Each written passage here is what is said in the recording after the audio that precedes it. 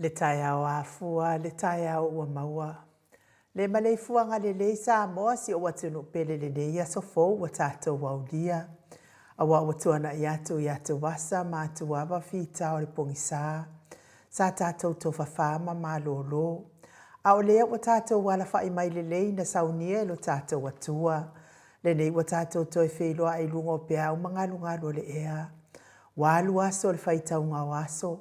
Ai o lo tu mau pele a lo fol tātou atua i lo tau soifua ma sa mātou wola. Ma lo a fua ai lau ua maua le aso. A wa o tātou pati lo na anga lelei. Ina ua ia wha angoto le wa au mala. Ai o le wa au manu lea o tātou ai lea manu ua ulu. Le manu ia mātalasi wa saunie lo tātou atua. Le aso to ona i muli le nei o te se maso lua se fulu ma le walu lua fe lua wha. Ma lo lava le folau manu ia Samoa, ma lo le ono sai.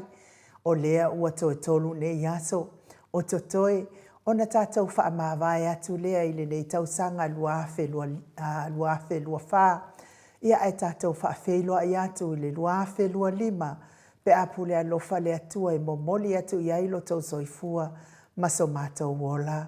Ia ulu au lia lea tausanga fau. I le manuia ma le alofa mai le atua. Wha malo lava le ono sai pe ato tō manatu i tua. Ma ia te se ma le la tausanga se ia o mai le nei tai au. Vi ia lava le atua i lana taita inga. Lana tausinga malanga leo inga mo tātou. Ia inisi o nai ainga ua afe moe le whainga malanga wa le mwhai o na tātou au lia wha atasi le nei tai au ma tangofie. Ia e wha taitele le atua. Ua ia amia nisi ai tu ua tātou e tu a tele whaia lo na fina ngalo. Mea lea aua te whatamala le soifua le atua. O lo au mai pea mo o i le atai au ma le aso. Whai mea le lei e vi i ai le atua. Ai aua le whaia le vi ingo le ki Apolo. Le anganga whaaloalo e whawheiloa i atua i sisunga i au ona tatofia le atua i so se whatatapu ai. Lau se sunga le whaafia ngainga ni Maota Samoa vi ingo le atua. Reven e sau a sora vi ena le anama le wharetua ia upulasi. Sunga le toe ina le taitai o le kalesia me totisi Samoa so whaatasi. Reven sione tau leota ma le wharetua. Se sunga i le toe ina o le e kalesia so whaatasi. Reven na tele tausanga ma le whaletua ia. Ia matau aina pino no tausanga. Pasta visita whelava ia mo sa ma le whaletua ia vai tama soali. Whamalulu i lau sunga Reven tele tausanga mai le sunga i le toe ina o le ekalesia la mo sa toi fuata ina. Reven tele tausanga ma le whaletua ia matau aina pino no tausanga. Vi ia lea lii ona o tau le au whainga luenga tofi lea tua. Lo lango malo Sydney por kalame pasta visita. Whelava ia mosa ma le whaletua ia vai tama soali. Pasta sanga le tuila epa ma le whaletua ia whai upu. Pasta whaatili matulino si Samoa ma le whaletua. Reven awatama to whai ono ma le whaletua ia katenari. Pasta ainu umuri a ngā viswainaya ma le whaletua ia saipeti susunga le epikopo. Ia sianava te vita ki o sianava ma le whaletua ia Jacinta. Tina malolo manu malo ia Julia Moli. Good morning Julia. Matua malolo manu malo ia Reven muli anga telesoti ma le whaletua ia Potofou. Pasta tole e Faranico. Pasta ia Kopolama ma le whaletua ia Ainga. Pasta moana tu lolo kapiteni poloka ibao ma le whaletua ia Petala. Pa io Ainga matama. Leu so ngā pule mtu mua i tu au ma la taua ai ngari tai ma le wa au fonoti. Sua ma le vai whanua fofo ma ai tu langi sa ole masale au mua ma le lau niu na sai lua. Le afifi o whaatu i to whale ula lau na mtasi ma upu ia te ole motsa. Talofa lava. Ma le ifua mai o le afionga le au mamalo sa tātou malo wha pelepele ina na afionga le tui a ana tui ma le alifano. Ma le to a soala uvi le lua ma le masiofo. Me se le fionga le taitai sili. Taitai o le vaenga wha whai e puipuia ia taua tangata Samoa. Le Grand Chief o Papua New Guinea. Le fōmai o le tamau ainga. Fōmai o Porkiki. Ia al fōmai fōi o le tūlafono. Dr. Sailele. Lau sisunga tuila epa awe lua fatia lofa na yoti. Ngano male mana lolo fie ai ono Dr. Sailele madiele ngaoi. Male fale tua ia Chilen. Good morning, Professor Tofa Manino. Ai ole fo mai ole tamau a inga. Le afionga le komiti tu mau le kalesia metotisi. Sisunga le faila unga fa maoni ole tala ile lei.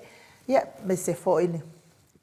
Faya o ngasini o le tatou universite, Professor Dr. Afualo Luangalau, fa mo taulua manu wood salele tui tolova ma le faletua. Ya Rosemary, good morning. Le fionga le professor soifua maloloina, Dr. Leusa tole fua tupa isa Maota kena seri ma le faletua, ma lo le tautua tunu, la wafionga ile superhero tatou por kalame, le fionga ile faipule, le ala ile pule, la fionga ia fe pule ai matafeo, le ala i manua, le ala i auloto tu au pepe, rimoni ayafi, ma le faletua ia Sharon, good morning. Tato sponsor malosi mai Hawaii, le fionga ia lilo fotu wa manu, ma le faletua ia Baby Fretten, ma le nofo alo, good morning. Vui Nicola Wofo, ma le faletua ia Molly, ma le nofo alo, mai sini au setalia, good morning Molly. Ma Lord soifua manuia voi, whaaftai fo i lea ngaleo lea tua, toi whaafo i lo soifua ma loloina. Susunga ia Felice fiu se ni o tautolo, ma le wharetua ia Maria, ma le nofo alo i sini au setalia. Le ia fionga ia le malu, ma le wharetua ia fafangu le ala misa, ma le nofo alo, mai melepone au setalia. Good morning fafangu. Ia mese le susunga ia tupa ia le vaililinge mau moananu, ma le wharetua ia Marina, ma le nofo alo. Good morning Marina. Ia wha manuia fo i lea tua lea umaua i Samoa tupai. Lea sina sio tātou watu nuu inaita mama tina mātutua ma le ara wha i mai le nei tai au fo. Ia e atu puma e o Samoa. Lau susunga tuila e pa whai ai ma le whaletua ia maunga mu. Good morning. Seu manu matamua wha adia ma le tausi ia Sinta.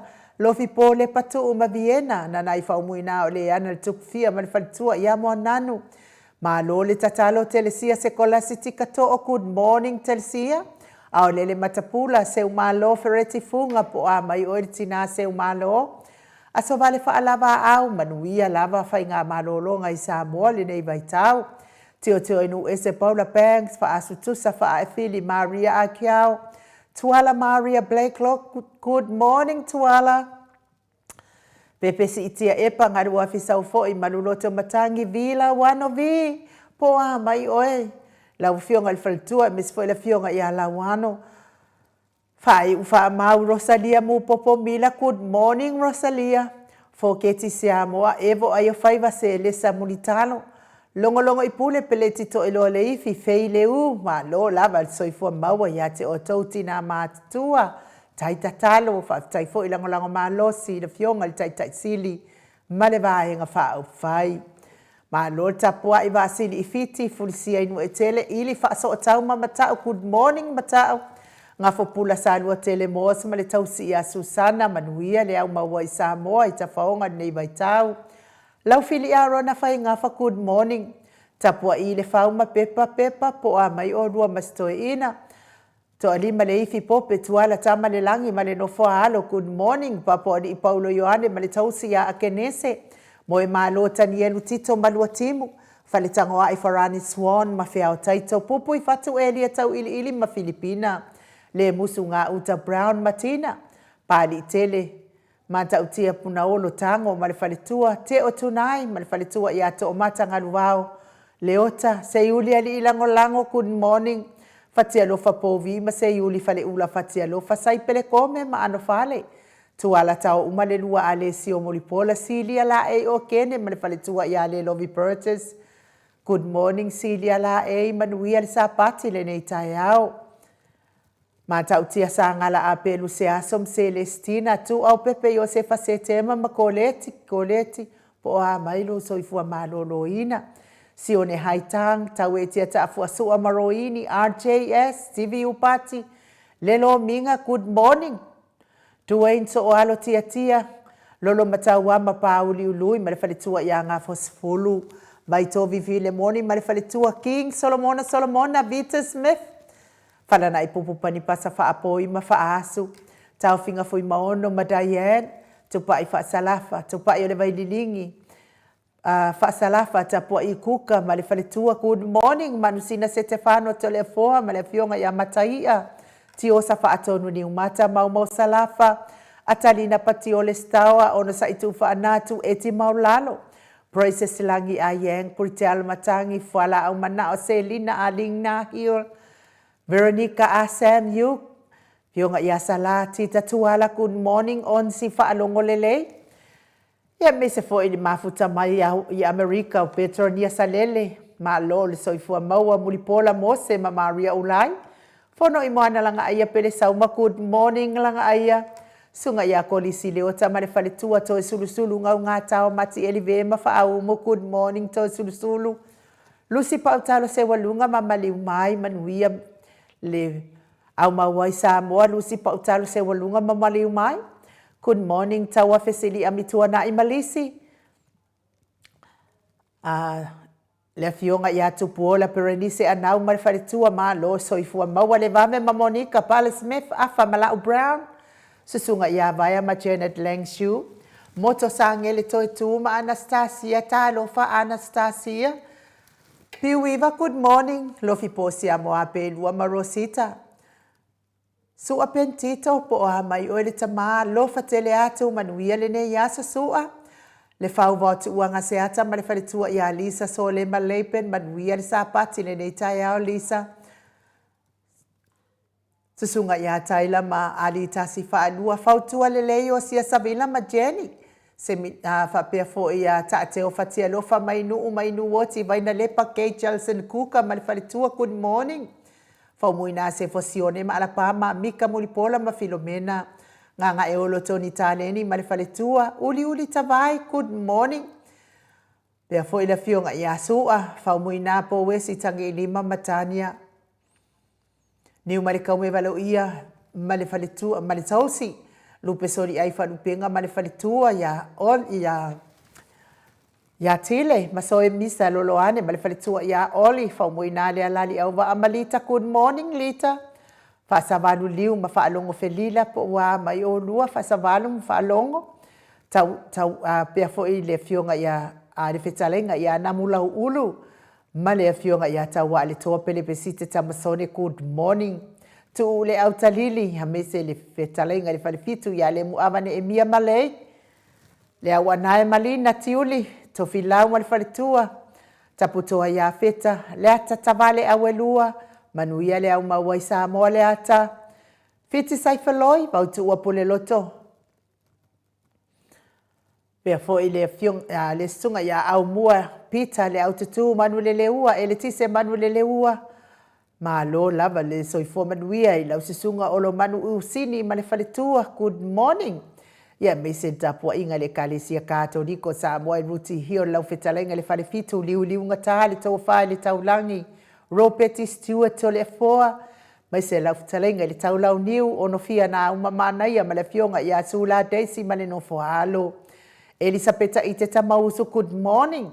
Ia le tapua inga le fionga i le sao ia tau manu pepe sopo ta fea mali i tonga tuki.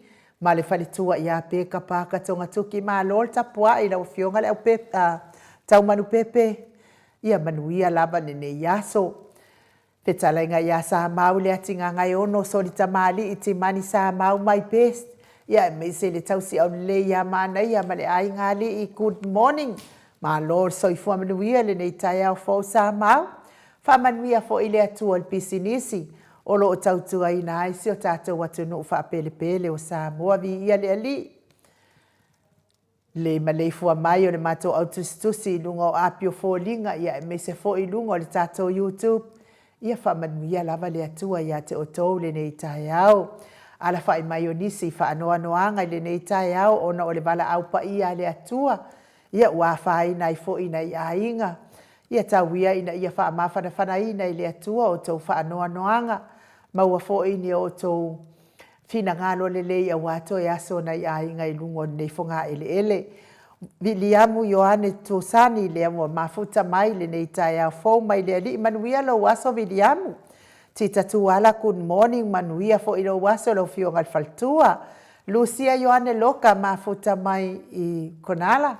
Ia malo lava soifua maua le nei tae ao se la tupu Filipo good morning. Manuia lo waso.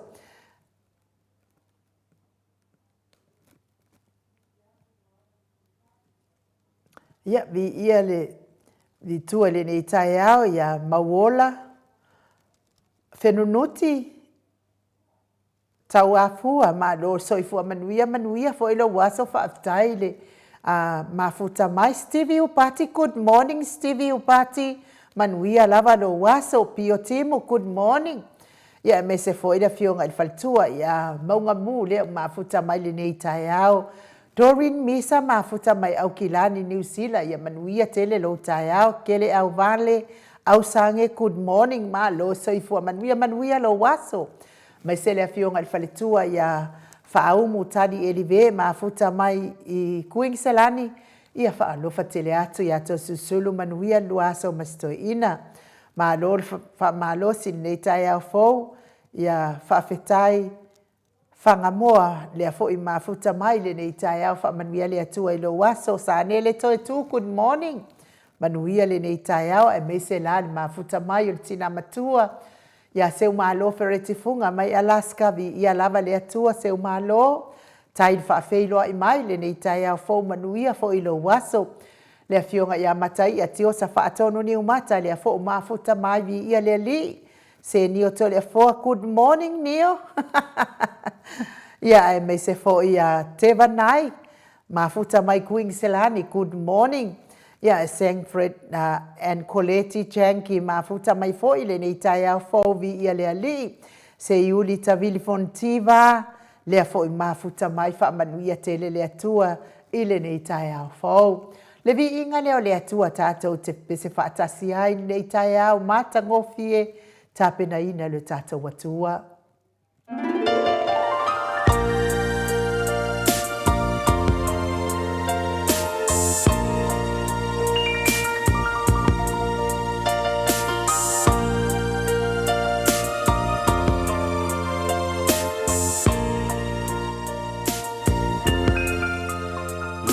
Fua atata manuia ua vavala lea fio mai o le mesia vanga Maota toloto e fio Yesu Mesia ole keriso ola ngona mo oelo ufaola ua avea oia e fai matongi ola le tua ua mali e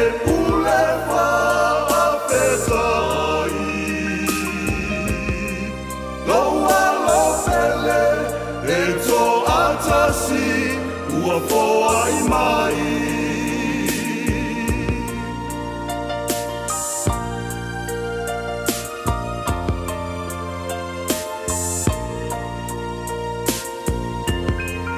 le perofeta o Isaia na malo ia o le afana umai o le Mesia elona ua le malo le sili ese le lalo langi aleluia tatou pepese o la ngonana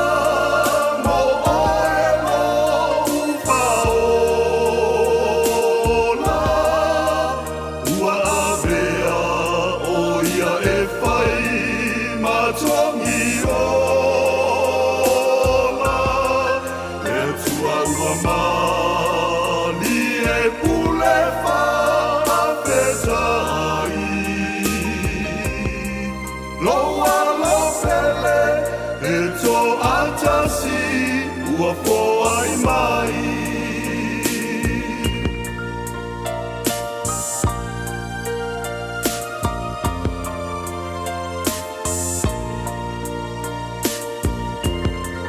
Le taulanga na osi ai Betelema Ina ia mea o ia e whai malelenga A mea ia o lona awhi o mai E toa manatu ai e ua maua I le whawai vai O la monana mo e no whaola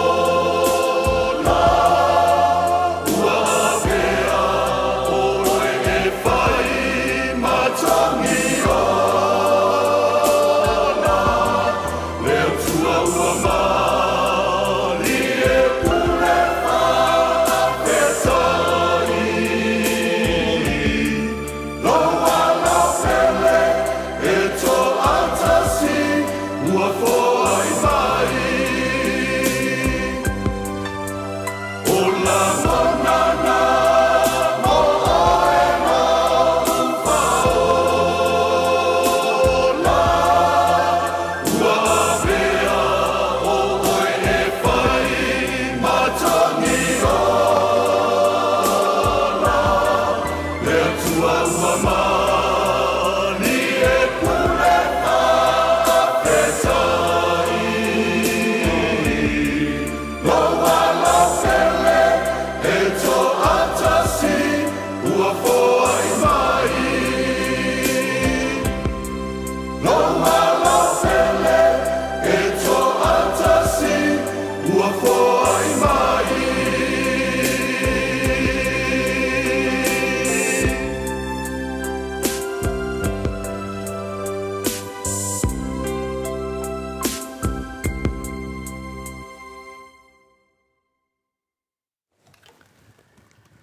Toi luas fuluma le 2 minute o Natale o le itu lai valu I sini au se talia.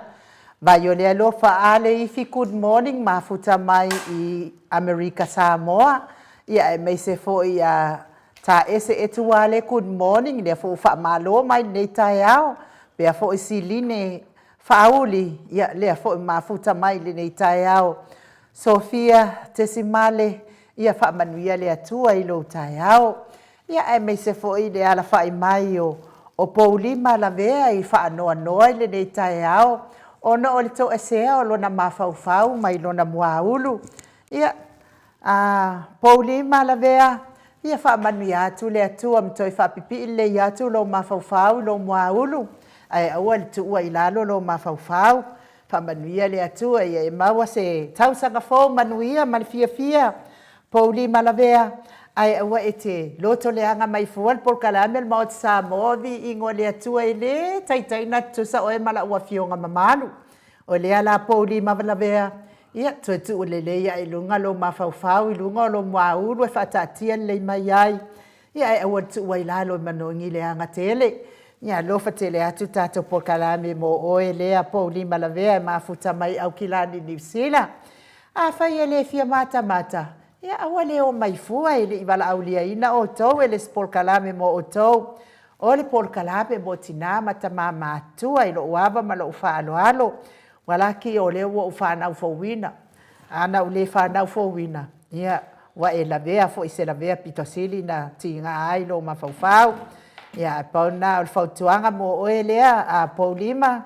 La vea tu fa leilo mafaufau luma lo maulu. Ia ai mo I lātou o e olo. Malia ia, na o mata ile. Wha malolonga. Alesi mea uli. Ava avau lava. Whai au mea uli. Ava avau lava ia le whai au le whaingola na wha malolonga. Wha au fo I lele mo beo le miracle. Le alfa sa mo le lei mo le upule miracle. O vavenga. I le atua e whai awa venga tūranga whapena wa. Awa wau whai o ke le malama lama e. A whai e ingi whai au Samoa e awa wau whapea. O le whautuanga le Maota Samoa vi ingo le atua. Whaataita inga whaale tino. A awa wau mai nei se tangata ia te oe. E te le mawhaina e talia ina ma e langona ina le mea le awa wau mai e tangata. Se ilunga e tautala le le maima. A e las whai au fo le e fia e awa wau. Ma au mai la whiong pa ia le atua ila ua ia tangata lotu. E le. E le awa wau ma awai ia le fina ngalo le atua. Ia, ki wa awa wau la le mea uli le au mainga o le lana wha malolonga. Awa wau ma ta lai mai ia wha malolonga ma wadenga e whai e le atua. Ia, ungai mai loa leo o le pālangi fo i lea la sao wha ilunga le wheelchair wha malolonga le whai au lea. Ia ngā mala saua kua le whai au mala na awa wau. I le suafa Yesu e tō ilunga. Ma kango aku o leo lea, ma kaulia fo ia e ngofo le wheelchair, ku aku leo le i e fo i le e fufia i au vai. E tango atu lolo le whai au e si, e ese le ia mawhai e le mai lea, e pālangi lea, o le tamaloa. E tō ilunga mara kirikiro akunga. E momoku ia vai o le toi ina, e momoku uma le lua, e mutu mai tuni. A lenga kau whai ko inga le suafa Yesu atu ai runga. Ai kilo a koe mu. Whai mai no ele i le nkosonga mai ngai ele toi ina. Get him out of here. Si, wa makua yo, karawanga po wa pe lau te atas ko nga seki voi lea. Le mea la le ngai mo le mea le awa avau. Asa tatau foi la, na fai se tatalo le toi ina. Fatau no pea ia lana wha malolonga le whai. Ma whai se tatalo le wha malolonga i toi ina. E ui aina le ma whai na ia toi wha savali ina le toi ina i tu sai ma ngase le wa maua. Awa sa tatau a wa kei ma koe whamero keri mea ora. Alanga kosa mai se koe inga sa wha malolonga. Ia le atua le nei tae ao tal tonu foi. E au ngā fo i mole au whai wha malolonga. Se le i awa wa Yesu le au mai na hola na tala i ngā atoa mana wha malolonga. Ia na au mai lava i se leo malu. Ia e talia ngō fia i fina ngalo maloto le au whātua. Ia sa wau nā ia. A whautuanga mo le au whai wha malolonga. Ia e mais fo i lātou o lo kiliva inga le fina ngalo le atua e ala i fola. Ma nai ai o le sau le au wala malu. Ai mo o tau e o lo ngase pea, o whea ngai pea ma ngase o le tino. I so se maota, so se lawa. Mei se maota ngase o lo tau si ai le tele o le soifua. Ngase o le mamalo le atunu i nei tamā, tina o uso matua ngane. Tau ia a mei se nei whanau. Tau ia ina ianga le atua whai wawenga, le atua o wha malolonga, le atua tali tatalo, le atua i tali manao. Ia sosoani atu ia te o tau malango maluina o tau ta o tonga ti ngali nei tai ao. A vea tonga fiti ngali ima tama i tau si soifua o le awala o wha malolonga le atua i o tau tino mapatia. A vea fo i musiko nei ala ata o sfa fia loto. A ve ese ai nisi ti ngā ma mawhatianga o le tino o lo tau fia ngai ai le aso ma le aso. Le soifua matua le mamalo le atunu i nei tamā ma tina matua. Ova i le fitu se fulu tau sanga le soifua. Tau ia ina ianga leile atua ia te o tau matua. Ia maua pea o tau le fia a o mafutai manai whanau. Mei se fo isi o tua ngane whamanuia le atua mo o lua ma le soifua matua. Olo o whenga iai le aso ma le aso. Ai o le Viiga leo le atua o tāpena ina e tato insinia ia maiko. E mo mori atua i o mātou alo whaanga le nei tai ao.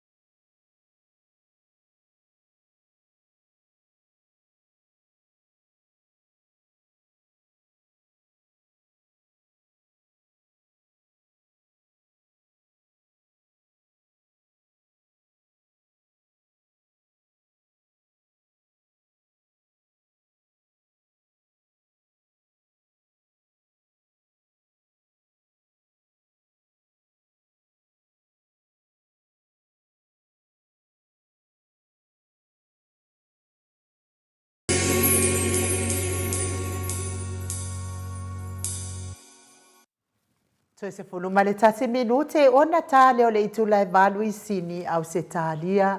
Le Viiga o le Atua na tāpena ina le ekalesia me totisi Samoa so o whaatasi i sini au se tālia. Pei ona o tau whaafonga mai ai. Mo le Atua ia lo whaanga mo i lātou malava oe o lo ngase. Ia iso o se Maota, so o se lawa. Ia me se Maota ngase. Ia me se fo i le soifua matua o le mamalu o le atunu. Lea ua mafuta mai lea fionga le tapau whaasina i ato le afoa. Lea nganga whaaloalo i whaafeiloa i la ua fionga le tuia ana ave au malanga. Tama whaasau a le itu malo. O le na tuina atu ia ia o le tonu mai pea. Le whaurulunga o le ainga malosi se mea ne fo i lau talenga i le la ulo o le taulau niu. Ia ai o le presidente o le ekalesia katoliko Samoa i ruti hion malole. So i fua manuia le nei tae au to le afoa.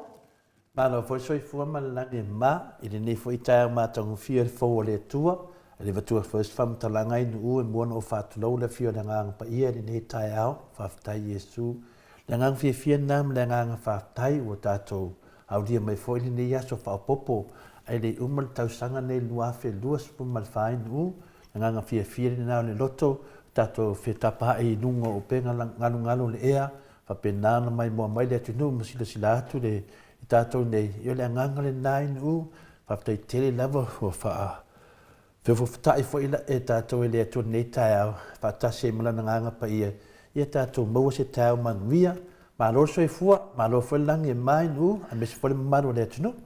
Ia, tātou tau whai whamalo i le alofa ma le anga le lei o le atua, to le fua le nei tai au. Ia, o lea o te atai kōmengi anganga e olo tōni tāleni, whamai ainu tutusa le faifeʻau mea uli gama le faifeʻau Samoa valaau mai laʻu e laku i luma e fai loa le tatalo ma avaavau i ai uma loa fai aku le faifeʻau ua e lagona ea tali atu laʻu io e ua lagoa o lea sa ou faamatala to le afoa naga e te afio mai ua uma laʻu tala sa fai le e la mata i le whaamaalologa sa whai e lesi whaiwhea mea uli telefoa. Oka, avau o le whaiwhea u le whainga o lana whaamaalologa ma whaine. Ma avau ele le whaapea o le atua whai maalologa, whai o le atua o whaamaalologa. O le atua whai vavenga, vavenga miracle. O le atua whai vavenga. Ia o hanga se ngase kusalau. Ia hanga se ngase fai le atua vavenga tali le atua i manaonga koso mai loa le ai toso mai loa le o sta mai loa palangi i langa windia ai ai tos tonu mai ia avau tua mai loa le avau ale mea ulingi get out from kusala banga o e tu i lunga le mai get out from makoso e se ale i la fufia i vai le mai lunga le marikilo ku e momuku mai tuli ia vai alanga manga o faaku lunga le mai ale kilo ku ai fai mai no ile ingo get him out from it o te doaini o sala ora o fautuanga au le avau pe a fai fa malolonga au fo ile avau ile au mai ngole upu mar fina ngalo le atua telefon ia o te le awaila le avavau ai nu nanga e se awala ki di baile le upu e se awala ki di baile upu ma toliana e por ki apolo ia te la tura ki apolo ki da ka ko ki apolo alves kwa e ki apolo alves so fo yesu alves ia e la ko ki de ka ia li si awala ki di ba ia na la wala ia ia mai lau sua ki apolo ia le sua fo yesu e kaunga alves wa ave a fan pengo ki apolo yo e va ai mo mako i loa pe pelo me mira dia murielo vai e laku e finga le malawanga vinga le kuli ki apolo ya pedal kal fa ka ya inga ula ko le sia songa e so le mai ai ko ale sitinanga tina ma ko ai ya o bala mengela ya ke la ya ula ko le ai nu o rakulo la ia o saura fe au mai le fe mai le finga la o sol mai ki nga a la fe mai le iku e ka ora le iku le fe mai le iku ke la ku a ia o lo fa do ko lu a wa ke le ka ko nge me o iku a ia fa pe si adu ia no vala mai yo walu do ko ke la ku no olo le wa ma le iku a ia o la kwala ia saya la nganga ma fa loko a o le la walu ma swa fo le ri a o ki di ke office nge me oi ia ma mo liva finga ka penga i ke nge me o kala mo me o ki a polo menga ona kwa le o ku fe ko o le aru ko o ka o le sol ai no la le sol e ka fong ya ko lo iso fa no le ma le kwa ia wa pala vale me ona me ke fong iso mai fa Olha me que foi isso vai vai. Olha, ok, já. O lewa o que ia mai já. Ala ni makala foi coco. Ala nga ke le ro mai oi. Le ero a me que o que le foi le ya. Que sa ka la la ya un fai sa move up la ko foi ya, up o so ya. O ka no le kala foi co. O ra ko ola. Ole mangongi la le poko. Mangongi mo me fa Samoa ia o lakua kilikilo ku i e lo ngofo mai ko ngol poku male masi kaula sia la fo ale iku fo ale kinale e o sole iku ia o lakua sa faida lo inu ia lakua sa faida ia mo ngo fa kulo de ne paia ia kili ka wala de kwa mo ngo fa kulo de le paia mal mamalu le sa fainga ia wa soli mai fo ile le mau ka ngeio ia lo ye fo ia kulanga pe yo kulanga e masangi e fo ia ke mi fa pe ngai ai ngi ke ia okay fa malu ru ku fo ia mo fa malu ru ku fo e lausunga ia e de sim mo fa de ko le a wa ve ma me wa e de ke le mai fa ngau le maria mai ia e de sim mo fa de ko le ai ngai o lo le lei me uma ya ka wasu ko va ai asma ko va ai ya le sa fa ya ele se meu fa de ko fai fai kwa de o kala fa penga de maru ke lo lai nu le u meu va wa kangi ki ngari wa kangi de ko wa kangi de ko o ingala o ke ru kala ngo ma de foi yang ma ko ku malo se vel fongo mai o ma ko ku malo mai ku la fa de ka o yo ole mana ma finga ale pia ia po ngaru male mana ia ma ku mano le ko ka mi kana ngo fongo male ku de fongo male fe le fe do fa makalang ini nga de ki fa me ki mo mo de ba le la fa o ke de ia va sa o kala ngo le da va finga le i lo wa ku langa fa o inga fa kamari la o ke fa ia ku le la fa makalang ai kangi de e me nga kangi ai malo malo forsanga fai mai no markau lasia waru dei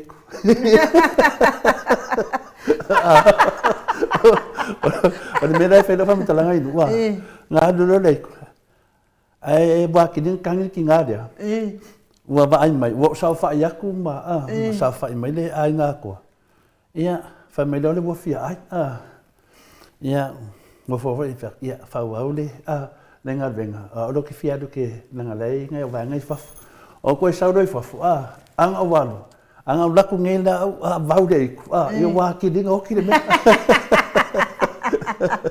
ala la de no fe do fa makalanga finga de ale au bala ki di vai de dango bingala a fa pe do sa do kanga ka le fa marodo yo ai ngai do ala nga fa pipi ko va sko inga de o e o fa ka wo ilalo ya ane wana ku fe fia wi bo wa pinga le wa kongi nga solo ya dai do e de do nga ia sa ka wanga ba si ko ku de ki dunga se ki sia ki de po o ye va ko ing ya wala ku ia ki lo ku do fa pe le merco ing wa fa ma so e le fa fu ku le fe fe de nga ba ba ku di de ba de po fe de ya ka vai ya pior ku nga ya mong ya sa wanga nu ye pa de me de fa ngo o se ka de to de fo o ki di vanga me se te ave pinga le de le fai fia e pur le fai fia e nu ma dia la wa me la e de wala ave e de o kele e leo nei kiki. Ia whapenga wha Iesu ngala kwa Iesu sasa ngaka kongo le wharisa. O lo le mauka o le kua, la kwa ia le malu i Jerusalema, la kwa Iesu ka sasa ngaka ko kongo. Ia whapenga le whainga ka lainga inu. Manuia le malu tai au to le fo. Whapetai dawa mo le avanoa. O le aso nei, o le aso lua suma le walu, masina suma le lua fe lua suma le wha. O le a mau ai fwori tātou maru wharanganga, i lunga o penga tawhailangi, a wā fwori tātou savalinga, anga i ruma i le ala o le whamui mui. O te toe whawhiroa i ma toe whaatalo whaatu le fio le anganga pa ia le nei tai au le malefua mai, ma le soifua, ma le langi maina. Ia te o tau le alo whatu noa ma le manuia mai le atua lo tātou tamā, a toa mai Jesu Keriso lo tātou alii ma lo tātou whaola. O le tātou tusi whai tau mo le nei tai au, mo mele tusi o luka, lona mtau pa sumai tasi, whai tau ina le whai mua, whai ngata mai le whaafa mai mole ain u. Ua whetala i atu o ia i ata i lātou. Pe a o tau tatalo, ia o tau whai atu. Le tamā ai, ia pa ia lo suafa, ia o mai lo malo. Ia e fōa i mai a te i mātou i le aso ma le aso a mātou mea e ai e te tau ma le aso. Ia e wha mangalo i a te i mātou i a mātou angasala. A wā fō i mātou te wha mangalo i nātu i a i lātou uma o e anga le anga mai a te i mātou. A wā fō i e te taitaina i mātou i le wha au so songa. Ia wha manuia le tua i le whaitawina o lana whionga pa ia ni nei tai au. O le upu lea le atua mo i tātou ni nei tai au, o le tatalo o le tātou wali i whaola. Lea li ia e awa o mai a te i mātou i le tatalo. Ia i le tautununga tasi nei vaenga tā ua a o mai ai tātou te whitu wha i nei tai au ta mahamatina e ese le tā ua le vaenga lea. Ona le tatalo, o le tatalo le ali. O le tatalo le ali ia ea o mai a te i mātou le tatalo. Pena tātou whanongolongo ai, a whungaina i le nei tai au. O le mele wa tupu i le taimi nei, i le tele o atunu Kerusiano o le lalolangi, e au fia i maso tātou atunu pele o Samoa. O le mena lo tupu nei i le tātou atunu. I le teimi e whai ai e tātou tatalo. O le tāu o le melea, a wā tātou nei o le au Kerusiano a mese tātou whātua tua i le atua. A o le melo tupu mai i tatalo le teimi nei, pēwhoringa mai na o se mea ua māsani ai. Na o se mea e whātau nu. Na o se mea na ana langi lava lea tuwai, a o te tonu matuale ai ama se anganga o iai. O le ala se mea e mawhaia na whaia e tātou, pe wha leo e tātou i le mele wa tutupu mai, po le mele wa tupu mai i nei mea o tatalo. I le tele o mea iau i nei, pe i e whoringa mai, wa ngalo ai le winga moni o le tatalo. O nei atu nuu, e masani au na mata lātou whontanga i le tatalo. Ona ftua a whai e leo lātou, whai ngā whirwhiringa po lātou whai unga. Ina ua mahea le tatalo ma le whae tete le atua. Le mena e masani ia. Le ala le mea e mawhain tātou wha leo, e a mai e lunga le mta upu lea. E toi whangu atu ia te i lātou, me se au tātou taitai. E leo na le tatalo na se mea e whātau nuu, po se mea whinana au na wha leo. A le mea na masani ai, e tatalo ma le whae tete i luma o le atua, o na whatua a whai e leo ni whai unga, po ni whai ngā whiriwhiringa. I lalo ifo la in tala wha asolo pito. O le mena na mamoli atu e tai o atunu umalawa, malato wha moenga e te talo le tu. Nunga winga mea sa masani ai.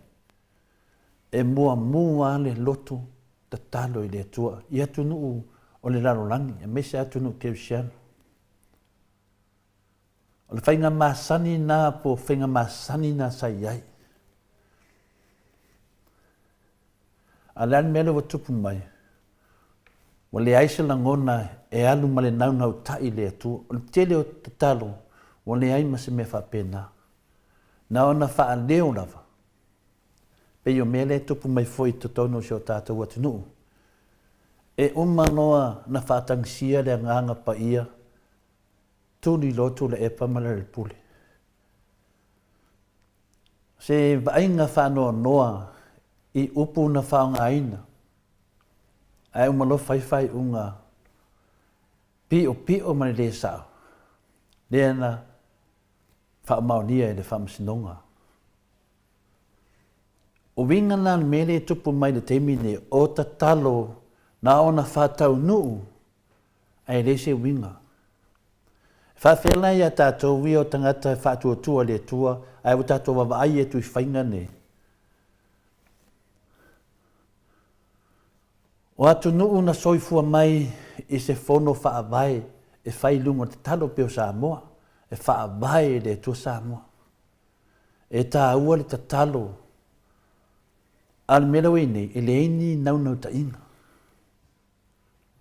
Le tele na al mele tupu. E fua mai fo i le hai ma se fua le lei.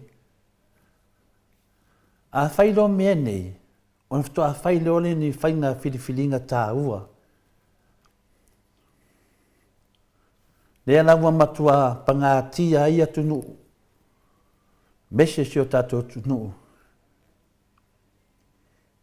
I whainga ia tu ngā whainga wei nei. O le mea te tau na whai.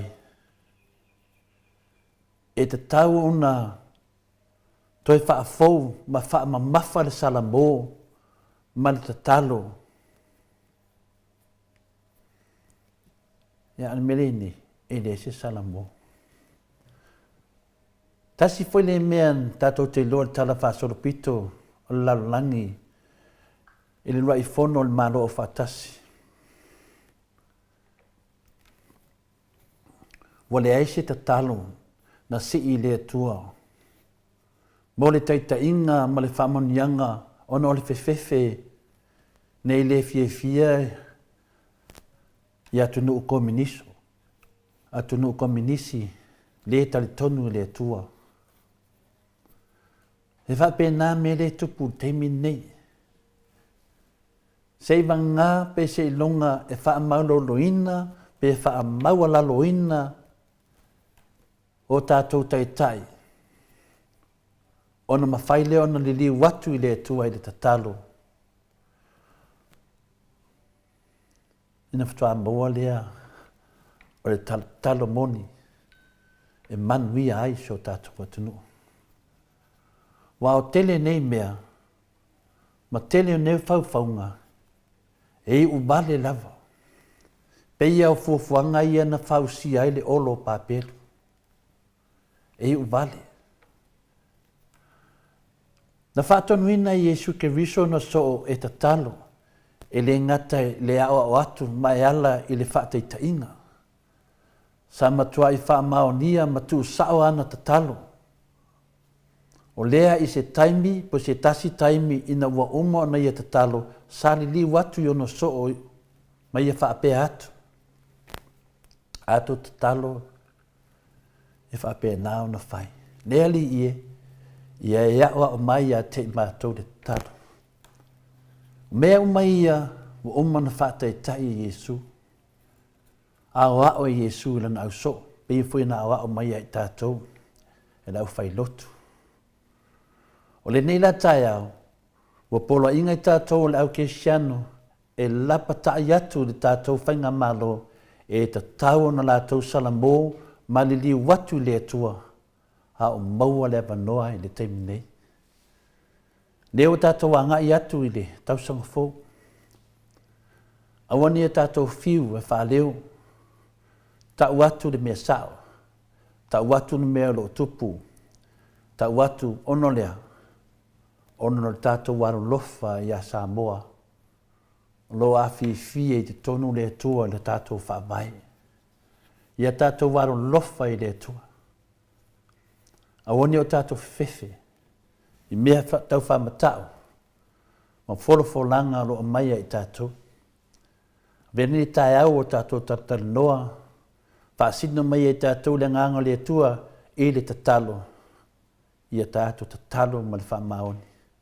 E manuia e le tātou whinaunga. Ma le tātou sabalinga e le ala le whaamoe. Ta māmitina, manuia ne yaso. Uso mtu whaafine whiwhia tātou te fitu whaai le whionga paia le tua. Manuia ne yaso, tāpenanga wā le tausanga fau. Haftai nu mo le wanoa. Malo, tai lau fionga le tapau whaasina to le foa mo le malu tai au. Ma wapea lo fia ia me se foi o le poto mal malosi mai le tua ia wal whaatau nuina o le vaenga o porkalame. Tai foi le upo le tua to ia o mai ai tātou e winga i tatalo ia tātou fina upea i tatalo e lea unoa matu atu ai luma o le tua ia tālo sanga whaafita ulia mai se o ngasa soltino lo fea ngai ai pea mai se sabaninga tātou le nei lalo langi ale vi inga leo le atua salani ai lana fionga pa ia.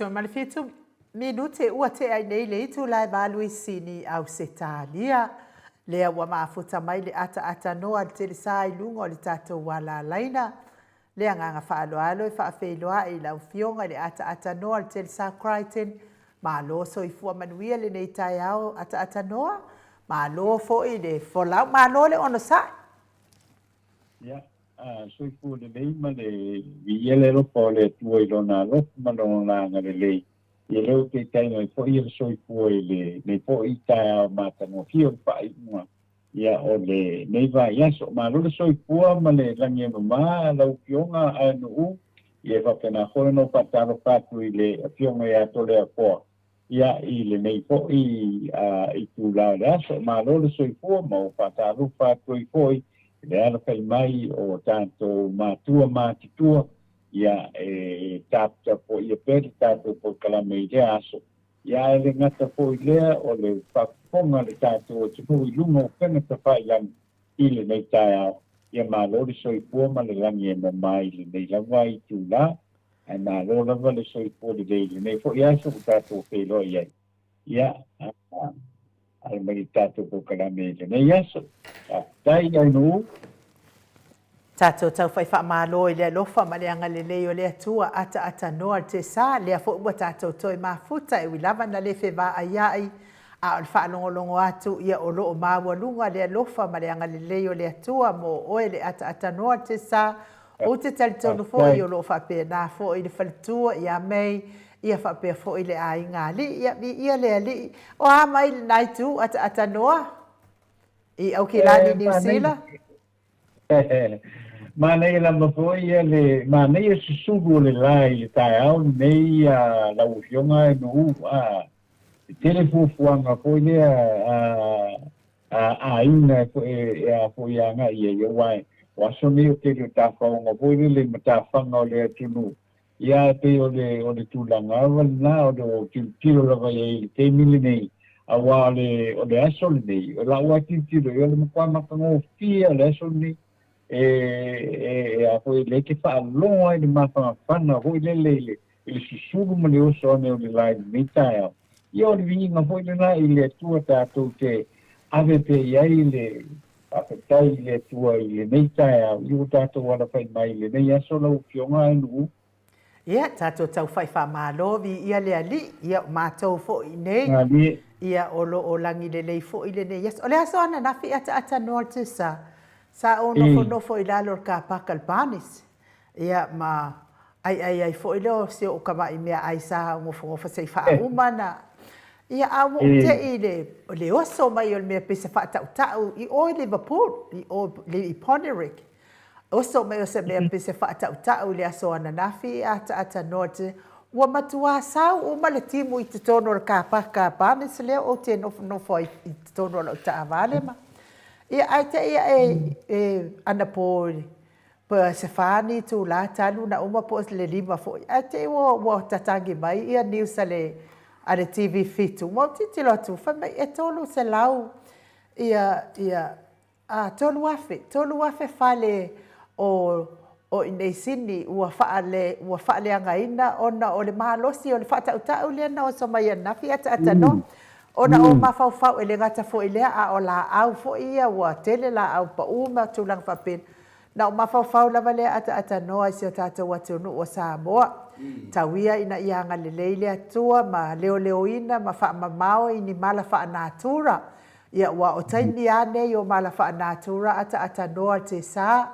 taimi nei o le fai unga o le tausanga ia a fai misi ma le fai unga o le tausanga ia walaki ia ona tatou whaatantali lea i le amatanga o le tausanga a fai fo ia misi ma le amatanga o le tausanga ia lea tua wa lea whaina tatou i mara whaanatura lea ata noa ni mo tulanga na no kawan mea le wa le matou whaalongo atu le nei Australia i te mili nei o lo fai anga whaale tonu i taua ai fo ia Australia ia oi ai o le tulanga le na wale mai tau ina tu pe ho le va ma tilo tau mai ha tena fa le tonwa e ate mi fa le tonwa ia pila pe ona tala noa po tala noa le ni tai au ia pe anu pa ia ko wi le man ni o le tau ni usila le wo ia ile a po ile temi ne ia tātou te taro pe ile lo po le tua ile tau pa i unga o le nei tau sanga i mai tau amatanga po i le tau sanga po ia ro fangia ile tua ia pa ma pe ani mauni malamani po ngai o mai ile tātou tunu ia mise lava le la lo langi Samoa lo wapa au ma ala lo pai idea i le po ia tunu ula o sionga no i le nei tai au telefo o ne e fa talo fa mai ia atata noa madua fa soa ala te tilo tununga le matawasenga ma fa tai ai pina nei tina matua o fa penana mo ni mai fio lo fa anga ia si la tua le po kala me nu ile foi fa pe me foi ia nisi ia ale mene e kasine mamboy na nguri uri le sa dungan mako pa mamboy fa mai le mamboy ni uri dia fa mai le ko vivi ia oi ngo fongo fa le ma fa po le ale vinga ko vivi ia oi o ko ma fa ko mo fa de ka aya o menga le o mai kanga kangi ele mo lo se la ko vi inga ele mo lo se la ko vi inga le ai o poka na mele tasi ale vi inga nga o le tua ele fa lo inga le vi inga o le tua a vai foi o lo fa matala foi nele ai u ia lo na tanga te vai io ai nu ali a lau si da fia de mamaru de tunu mo de matau sanga talo mai de matau sanga talo vai ole ai nu ali na tu fengai e no tu fai mai nei o tu vivi ia oi ia te de no ala ia motoria no fa matala nei le tala le e winga le itu atatanoa ia se tasio i ku wakangi ma ele ngaka kangi le ko ai nu ai to fa amaru men fa ko ese mede pena le vinga lo fam talanga i tangata fa pene fa i woni fa ko ese aku le ku ya oi ia lo ngobinga mo mir ka kalo mo mir ka kalo i di fa pia o fa matala se me ona fa pe o to vi ese le ai fa matala i no se me e luo binga na la tuai o le fa fia ino ta mam tina ma tu na itala mari ia male vatu le vinga moni finale ia fa mala malama o le autu o le tatu fa soa o le tatalo male fa maon tatu lo mal te min tatalo ai mas pa tatu lo mal te min tatalo mai mas pa upu yo lan tatalo fio mai lo wanga nga pa ia lungo nei palemene nga mar ka kalo ai kuri e pa male ala male kong palemene yo lat fe au nga ta mai ai tonu na ia no o vi inga tangata ia e be foninga mai e talo ile tua ai lese na no ta inga ai ese le mena fo ia o mena ia fa pende o le moni ia fa mai vo ave no mal fa bisdonga e fa mal mal fa bisdonga me o mai to te moni inga to le fo mena dia o ele la le ta uaro so fa langa e le fi fa pi ia so fa dunga ave sa o le va lo mal fa lava Malo. Ia ma le si mea po le fa po ia to le po ma pai no le no po le se tala ai po ia ai no fai mai ni ka ia wa mai ngi ia po le no ke au wa ka ke mo ko ia le no po la ka le pa ku ke ma mai ni ele se o le tamaita yo ia o le loko le anga lai la ua fionga mamalu atano ia e se le ku me na la tai a pelite loto talofa from New Zealand Merry Christmas late to you and ma tole fo fa tai tele lava pelite fa manuia le tua ne yaso mo oi fa tai fo patasi metato pokalami ia fa pena fo sunga ia pasa ma ne pokalami lo fionga tole fo ma le sunga ia enu ia o manatu ia le pasenga hai e masani e de se vivi inga o se fa mon yanga elisi tu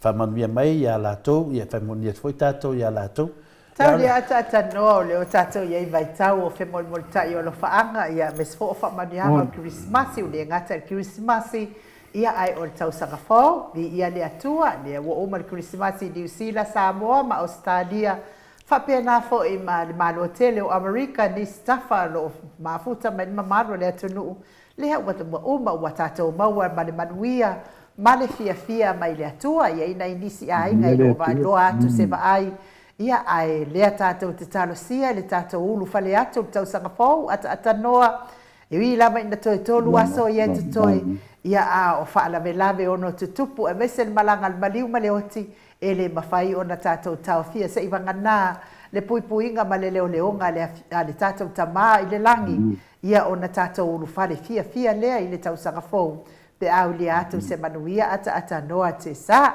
ia ai me le ata noa e lea e fina le whaatalofa mai ma whaakutmoni mai se nio ia waido fe se nio se o talile o falangi ia o le whapenao na whamanua me Christmas ai tātou ia whaetuia oe whai pasu ia tātou e whamanuia tu e si atari ia wale le whaftai ia me siri foi le o whalongolongo mai ia le sunga ia se nio nei tae au ve pun nei tei ne muli atuai ia la mātou foi whamano i le whamanuia i le Kirsimasi ia e pe ona ua mai atu ia o tātou lo mai ia le tausanga fou i le nei tausanga i le lausunga se nio i whamanuia le atua i o la sanga ia i nā fo ia tunu o lo e au mawai ia ua fo ia le saidingo rumanai e whaftai atua i fo i le nei fo i vāenga o le tae au i o tātou talo ai mo tātou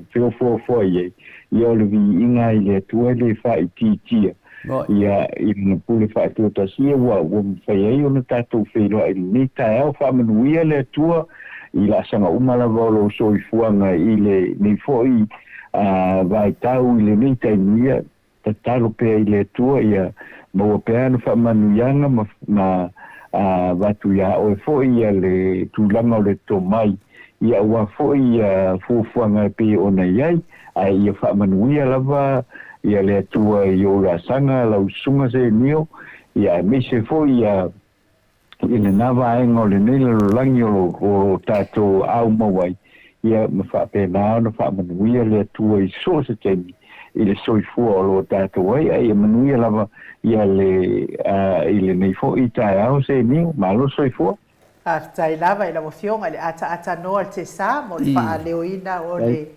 tātou whaaftai ma whaamanianga o Christmas ma le tausaga fou ia i le atari i e pei nao mawai i wharani ia ona o sue ngā malo ai me se fo i su na ngā lumanai ta alonga pei ona wala au di hai ai ai lau mata upu o te mana o tātou tala noa i nei tai au ata noa te sa wa o la wafionga le wafai nei ma profesa o la wafionga le watu ina tu ia il profesa o doctor afualo e ngā profesa la e ke le doctor ia wa fo fafonga mai e tātou atu nui me se fo i le tātou pokalame nei tai au ata noa ia ole poloketi le ole miliona e pei ona lau vivilu ai fo i le mamalo le atunu le fo wa amatana to tu mai lunga e nisi ole mamalo atunu folanga sa fai nei poloketi ole miliona e tai lima sfolu mantasi tu malo 5 miliona i le tausanga 5 miliona i le 5 tausanga e tai miliona i le tausanga e tu ina atu i o tau au mea tau te whina ngalo ia i e whaatino ai whaatino e au noa mas tau toi longo ina mai o le malo ata noa te sa o lea la ua whātau sanga ua samari whātau sanga o tu la i mai whai ngā malo lea ata noa te sa o lea tātou te ua tātou mauti noa o le tu malo le pa tu lo lava le tu malo wa ta fo le tu malo ai mostala fa tusa ele ato se miliona o le tu malo le ale pa ele ia fo ma de pena o le tupe boa le na ave fa wai ia falim tu langa fa pena e ia isi tu malo wa ngao la to tupe ata noa te sa ai isi tu malo sa tu fal tupe ata noa te sa ai ole O le autu o nei poloketi ata noa. Ia toe fua mai. Ia fua mai. Fua mai le poloketi e ao ngā mo le manuia o le mamanu le atunu. A o lea foi o te maai atu I tusinga a fionga le minsta o lo fiangai nei ma le tufa ina o le poloketi lea ata noa. E matua le fetawilo na wha Samoa ina. Male autu na mafuai o na mai le si luas pulu ma le 2 miliona lea na umai nei de World Bank ata noa.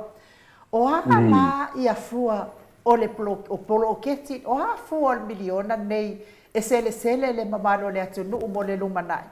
Fatata inga ia pe o ngaduenga le HRPP ia o lea na faul malaiva alele ia e te anu lava oe e te whainganue e te mawhemalanga ai matatongi lava malaiva alele lea e ala I lau la fonga tongi ata noa te sa o whainga o awala ata noa te sa ia o lea lava e maua mai e te leo mea ia e maua lea sa o aile sau noanga le fionga tai sili e totongi lava e talafu ia lona e talafu a o pulo ke kila ia e tatala mai e se lua tō whama le fionga te pao whaasina ai mesi foi le mamano le atunu o ala mea e sele le mamano le atunu pe a atu whai ngā malo lea a le walu watu I tua le tupe ata noa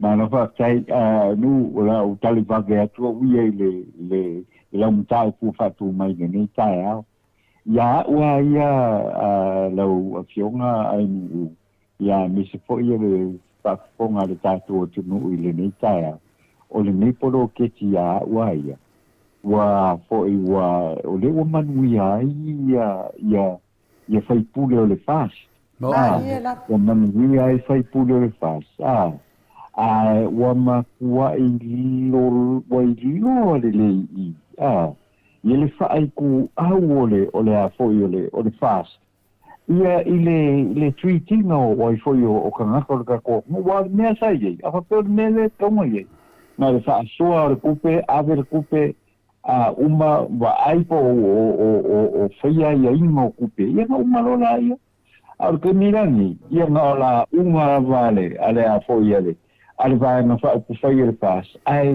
ai ma se me na ku mo ai telefone ma ai nu ku sai lia ngai ka ko fu e ko nga me yo ame fa pe a hu e ku fo ku pe le lo ku pe ai wala lo mai le lo I fai puro le fast e lo mai le lo I fai puro le fast e ku pe oi e va come ko e fonga ka fiofi la ko di mamba penga ia le ole ilo ai e sna e makua I le karafenga I ma le fe kau ko se la wa kikiro o mai mau e kupela ko o mai mau kupela ko I le va ko ia foi o ma ko ia ma ko e o ma ke mi le MCC o kalango I ni e le fi kalango lai e fui la fui e manguia ia e isi ngu le kumalo ngu la ia e fui e o anga I fast o ma ko wai mo ko ile ia o kulanga nga denga ia I lo kilo ia to le fo ma le simia e le I kai o ma le ia kula fongo e fui e ma fai ai mo fa ka ia kupe ma se dingi ave konga ka ko leanga o le wa mai du mo makwa mo mua mai lunga ia mo le o le fia maka mua o mua mai lunga ia me voi le tawal me o mo se me nga o lo wa inga me fa pena me la ka kilo ai e le kai nga poka me ngai o le fast ale a foi o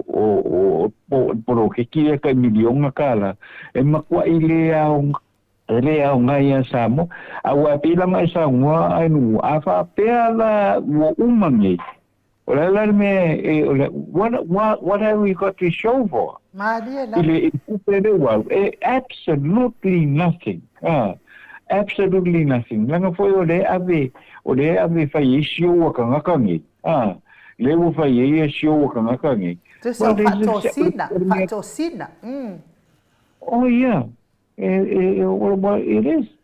it is whakosinga mea, mako i sao o Samoa nga. Ia, kai o iei, at o roa maho whaungai, this project is a waste of time. It's a waste of time le mea lea.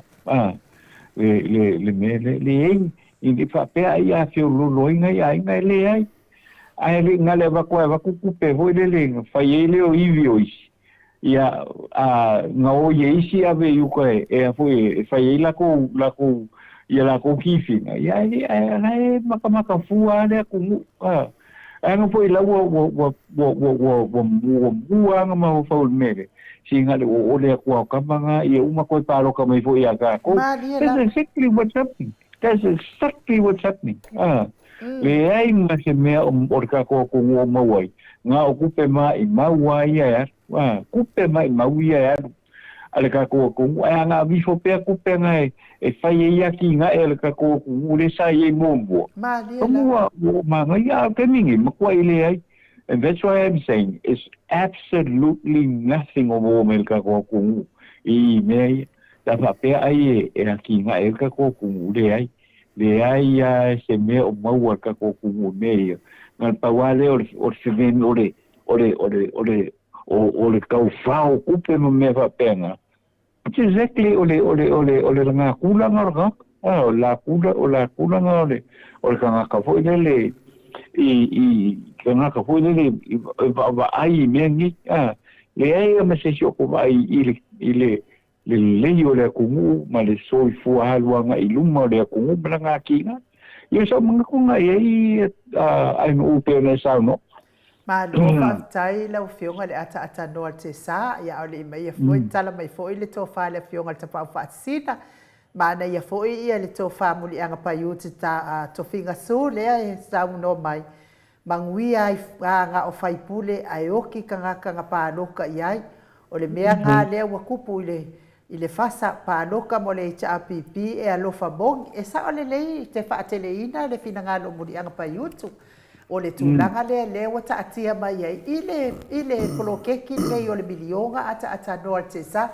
E iei le si a whaipule le fast na fia ma whai mai e au ngā te le milionga nei, le milionga nei mo le mamano le atunu. Ia wa lesa o ai na watu la tau tane mai, mo lana I tū malo. A o nā tane mai ata noa te sa. Ele a fia umai tangata uma o le tu malo. O le winga na o la e na o nai a inga e manuwi ai. A ele maua umai a inga uma. A o le mea le sa fai ele fionga taitai sili. E whaatata inga fai le awala ngā nue. Whaatale awala ngā nue anu e kāwula vai kuai. Wa waso ia ata noa. O le mamao ia o le mea kuai mā kumba umanga. Ia, e whaafasanga I tonu wale mato maumanga. Ma le mea tu, ele whaatano ole. E tani e le mai tele al mato nu. A o le si la mato maumanga. E tu tonu le mea iei le mata o le vai e le mato nu. Ka ke fiu fai o le leanga o le awala. E ka ke fiu foi lele e savali. Iai pe ata mana o tate muli o ta mātua pe a o ngā rurue. A o le mana ia la I o le whaato whala inga le fionga taitai sili ma le HRPP whaka awala ngā rue. Whata awala ngā ko anga le o ta mama tina mat whanau e o le awala ngā rue wale koe e se ku inga o ia ai meise la nei vai tau. Lewa mawata awale ngā le o la male awala ngā luenga la na e ao ngā mo tangata uma ata noa te sa. E iai le matau tane I mua me le whatau ai le matau whane. E iai la le matau tane na maua atu I le malo. Au tu lai mai le HRPP. Sa anu se ukama I le apalai le tane le na mai fua. E le ngata la ia matau. Matau ai nga umai mua. Me umale iai matau mua fou. E wa tofu uma matau ma le tane le o poka lame. E au mai le malo le HRPP. E o le malo tau sanga. O na au mai lo le o tane ia au mai fua ia na tufa lea. Lani me le o ai le whai ngā malo le tau sanga mea whaapea. Na tufa atu le I ainga. A o le tupe ia au wā ia ngā nuenga te tele ia pe o au wala o paipa o el tise tu tole fo. Mano, ia ni mtaupu de se mtaupu fo en uma tanoa, o mtaupu ina le ai tadwai ona o le awato e a mai a fina le tunanga tau whavalea pia le atu. Io e. Lala nai le te taiamo e moe no e tātou. E au pia ona whamanama pia e pia ho nei na mai kau whavalea la vanga lea. lapa. Pia o le o tātou malamalama nei. O le lato milionga le na whai e tu sao atu lava i tangata. Le ana pofonga e lauri. O le a tufa ia tufa atu, tu atu i o tau lima, i o tau ahau ia le seleni. Le whaafiki lauri e whamei e riva tua se me tufa. Ia e masalo e kau aso lauri wa ai lungo o anga sanguanga whai lungo o penga te whailangi. Le e mau ia whamamunga o ana upuna na whai. Ia arua o sau mai fui pia tātou e whina le pia tātou i tangata e lea o ina i whamamanga lauri. O ia e onga whamai. O au e ona le upu o au ia. O au upu i te ilo, ki te ilo si upu. Anga upu pelo. O anga me whamai o au nga whaia le upu o au whai niau upu. Ngai ola mai ngai whangau me mangi au upu. O upu ia whaman mole, o upu le atunu. O upu ia na mai le ia na ngangana le atunu. E ki re saura whawinga na ngai rengi au upu. Le winga ngana whamtalanga tatano te sawa, maa losi kau whawalea. E whamai ngā kufa, e whamai e kufa. A whamai o ia ngā whaia le upu, o ia malamalama, o ia whawinga le upu. E leo sau upu. O le upu a ia ngai whangau mai wa le wanga i le upu le kufa. Malamalama umatanga te le winga le upu kufa. E kua kula le kupe tangata po lea, ia kufa. Lan mero e nei, ia wasau ia mga e whalidiu, e lengi au upu. O upu a ia ngai whangau mai wa i le kufa. Mela lea, ua whawalea lea tunu. Ata noa, malamalama i le mata upu. Lea lawa vevesi nei lea tunu. E lua me ta tauna malamalama i tātou. Mua, o le whenga whaamai o le tapipi, a moa mai mea alofa po a mea umalava, e ati nae lea tunu, e tutusa mai sa moa. Ati nae whai awala ngā lue, e whauwhale, whai awala papa, whai mea uma whai ngō fie mō, nu umalala whanga, e ai atu tusa mai lea tunu le tupe o mo mai. Le ara whainga lawa whai le whasa. Wa mai whai le milionga ma tu atu i tangata. O upu ia la auli, tu atu i tau lima.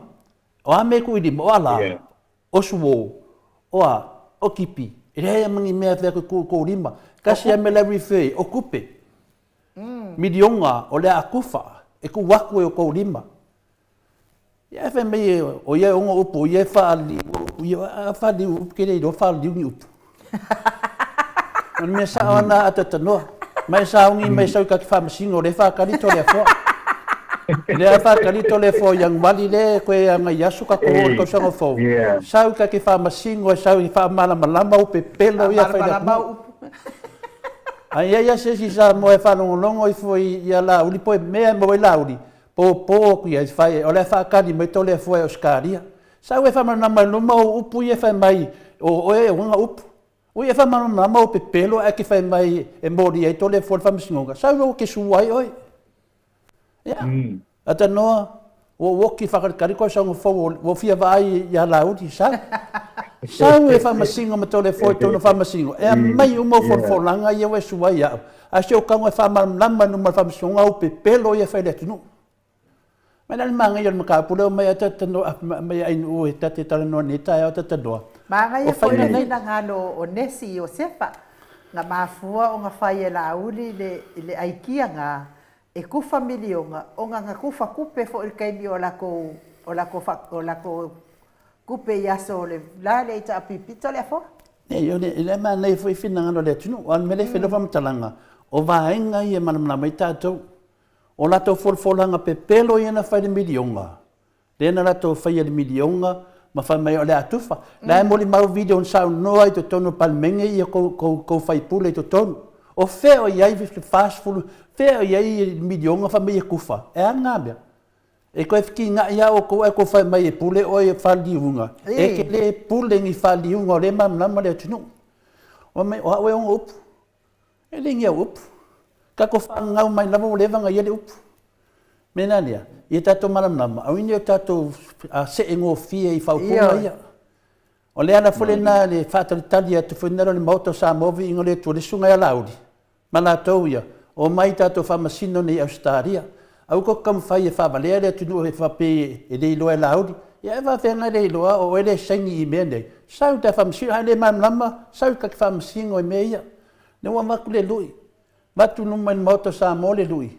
A fia mai matala mai au, ai ia sesi o maua maripo kaname nei. Longo atu le sunga ia la uri pon minsta o whātu anga. Fa mai tole fua e te susu watu. E aua le whaia mele whaia tō midi i o pe pelo le atunu. Vai la ien me te minei, o te minei, o lewa tala mea na lewa laka. Mai le whainga pālota, whina le atatanua mai nu. O le milionga lea, o ti taua, o le milionga kau whavalea. Kau whavalea le atunu. Lesi vaenga o milionga lea, e manuia ia na lato mistama lato whaipule. Maalia la. Lesi vaenga na lato milionga lea. O le milionga ia, na tu mai lava I tutono I tu malo. E o le tu malo e ati nae lato. O na le whaia lea le malo au wala ngā lue.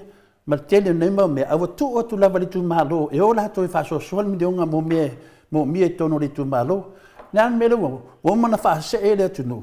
Ai koe mai whai mai ere e wha pengar whainga. O kou kipi ia mo kou suo ia. Ma kou mea ia wako. E leo mea na le whaatari le tunu. O la whaatari nei tu malo e watu se leng. E la lawa le loro se leng isi tu malo. I ala kou lawa whaipule. E le whaipule le ia mangele. E le whaipule le ia whina le ia pulea I whaimata. Nā nā ko whavalea le whai le tunu. Nā songa whai e whea. Vai oto. O le pāloka le wala tamai. O le awa mautu le mawhawhau o tangata o le tunu. Nā o le pepelo I lunga o le si pepelo. O umana pepelo. Awa saut whaki ngā. Ioi.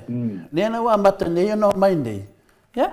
O le whamisnonga le Australia. O le whamisnonga le maua ai le file bua Samoa. Atata noa. O le whamisnonga le au te manao. Susu mai lauri nang o ia na usu. E lo to le fo na usu, o ia na usu. O la tona mai e su to le fo. Nena whakali to le fo. E su o to. Aisea. La aunga whawhau e koe kau. Nena me o musu e mai. Nana me o whaifolfolanga ni ko media pe pelo ia wa tua fase se ina ile tunu. O mea moni ama whamaoni, o manto si ian moto Samoa nunga whaleanga, lewa I loa laulangi o Samoa, o mai tato whamasingo nunga lea. O mai e whamatala mai lo mato tari atu. Tari malamalama nei Australia whamasinonga. O mai I whamasinonga. Awana I sesi o tau whapea e alo ai to lea fua. Mea moni ma whamaoni ata tanor te sa. O mai, lewa le se tala tupe, le se tala whapopor tupe. O a whesu e tupe milionga le whainei atatano. O lewa uma, le na uma le 5 tausanga, e le ai se tala tupe milionga le na mai. O a whea la. O a whea mai se tala tupe. Ea, e vālea. Ang poko o lewa na mai tala tupe. E koke vālea. O le whai longa ngai ka uku koke vālea, le se tala tupe. Awa ave to le fol whamsinonga he lau to le fol kou vālea. Ia ni whai ngā mālo. Nā le fia ka ngaka e rei ko kelen ka ngaka. Ewe kuki 5 kausanga le esi kara kupen milionga. A mai le kara kupen milionga fia I loa le atunu. Po ai wa akore milionga au e resi milionga. A o amanguia o maumali milionga. Mena ne, ko ke fiu e whai ko kau whawaleanga. E kau ka kala ku lawa I aso uma whamaruna mai. Anga kau popoko. Wa leva uma ai kala milionga lea. Le se kala milionga lea sa ota tanor te sa, le haimba se mea. Lan me kau mai ai, o le pepelo. Wa ka ngaka ni ka ngaka vale e popoko. La mo le mai se tala le milionga. Ia kala nga, nga le mai o nga o mea kupu. E mai lo le kala milionga, maua le po femenga le milionga le ri ide o whaimaka. Po le ri ide o mangele. A mai le kala milionga. O le a ko se milionga le pa, a mai kala milionga. E fia ma nama le tunu. Wa leva nga fia moria o ko. O mai. Le fa mo le vangoa e moria hai o ko kala pepelo. Fai malo le anga. Le pe o tali atu na ta poin mat fa lava. Ma lo fa tai tele ata no ma tole foi e te talaina o lua tofa e mas foi tala mai o finangalo le mamalo le atu no. Mea le wa ye ne ia e sa le pa yutu ia muri anga pa yutu e manuia ia fai pule o le HRPP ai le manuia ai le malalo langi o sa boa le sa palota ile manuia i lava fai pule o le fasa ai le manuia le lalolagi o tagata sa palota ia ia mea foʻi lea foʻi ua latalata mai lesi faiga palota lea foʻi la asau lesi faavalea i luga o lesi faavalea ae talu ai lea e fia faaleo le faafetaitele lava agafo pula sa lua tele mos e faatalofa atu i le Maota Samoa viiga o le atua from Tanoa Hotel fioga le tapaʻau faasina to le afoa ma le tausala ainuu manaia le susulu o le la i lenei aso toʻanaʻi Samoa nei ae fia faaleo le agaga faafetai le susuga i le toeʻina malōlō manumālō iā Reverend Mautofu Fuimaono ma le tinā malōlō ia tifitifi Fuimaono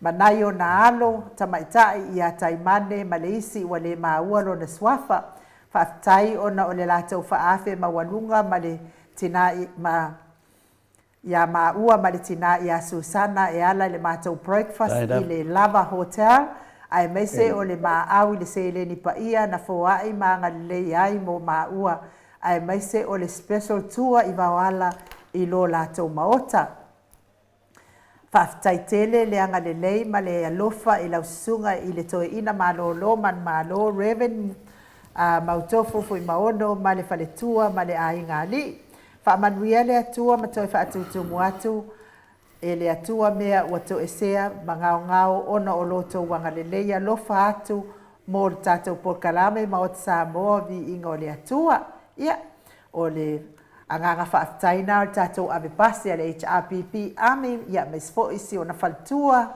ia mo le agalelei ia salo foʻi ia lea sa fio mai foʻi ia le alo Mautofu faapea foʻi le suga faapeagaiga ma le faletua ia taimane ia lea foʻi sa faia le agalelei e le tatou avepasi ia e ala lea i le femolimolitaʻi o latou tai lava i laususuga Reverend Mautofu ma le faletua ia tifitifi ia mais foʻi lo alo ia taimane ia manai o alo le agalelei ia e le tatou avepasi ma lona faletua taulefoa ia le agaga fiafia na mo mana moli mai le faafetai faaleo mai a le afioga foʻi a le talega iā gafo le foi sa fai ma tatou sui auā foi le tatou pokalame i oi faiga mea po le asfanau foi le HRPP ia le agaga fiafia na i lē toe faaluaiga ia faamoliaga ma le faafetai foi ai nuu ia le suga iā Mautofu ia po le afioga feʻafamasaga ia po le suga foi le tamā malōlō ia ua lausilafia o ia le sa tausia lava ia le tatou mālō i le famatalo fina le o i luga le mauga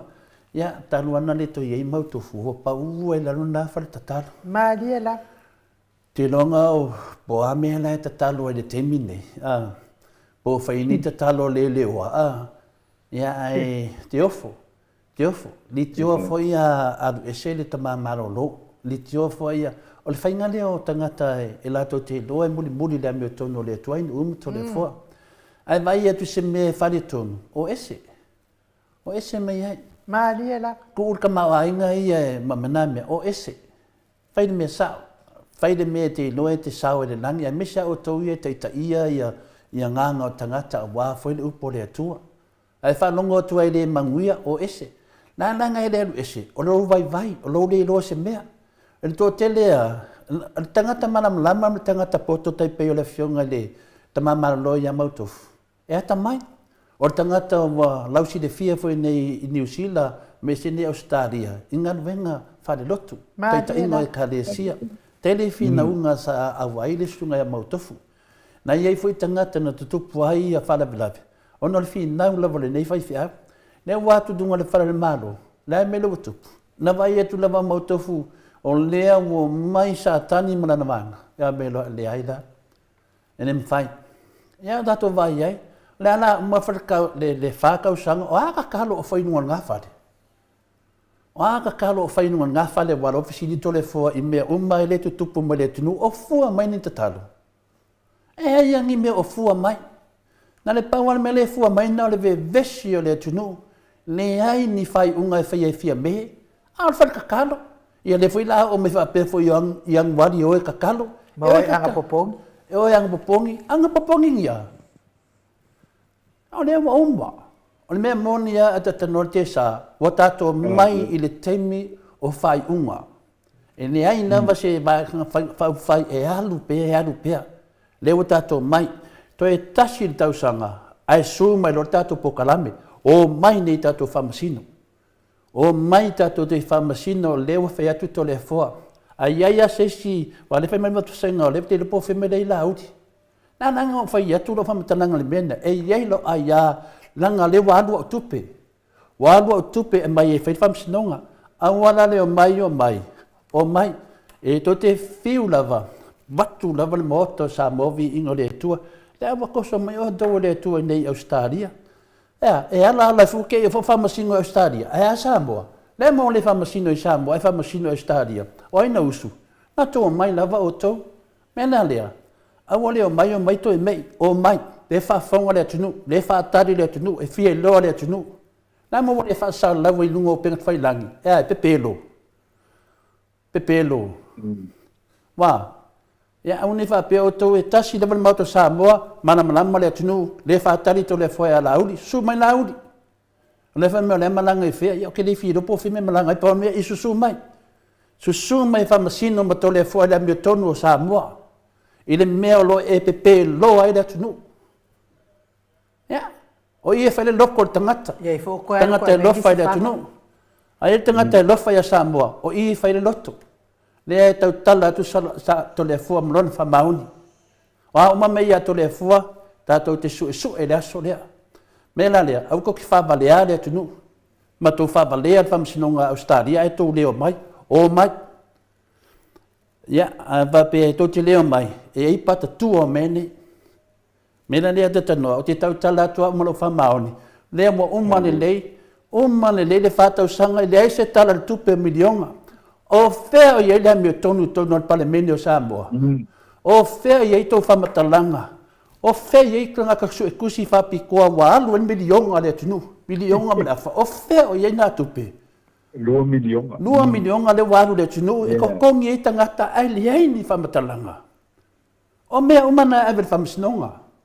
E watu ai le pi o le tato malo. Le mo le whai unga fia mea le la umale. Le la topea inga. Le o tato wo le fai unga na fai e sa tiu, sori fa vai, sori tu la fono, e se sene na ta la fai atu. O oma na whamasino. O a tui to te tana noa ai mani mea. Mena lea, tautua na, o mai whamsinonga.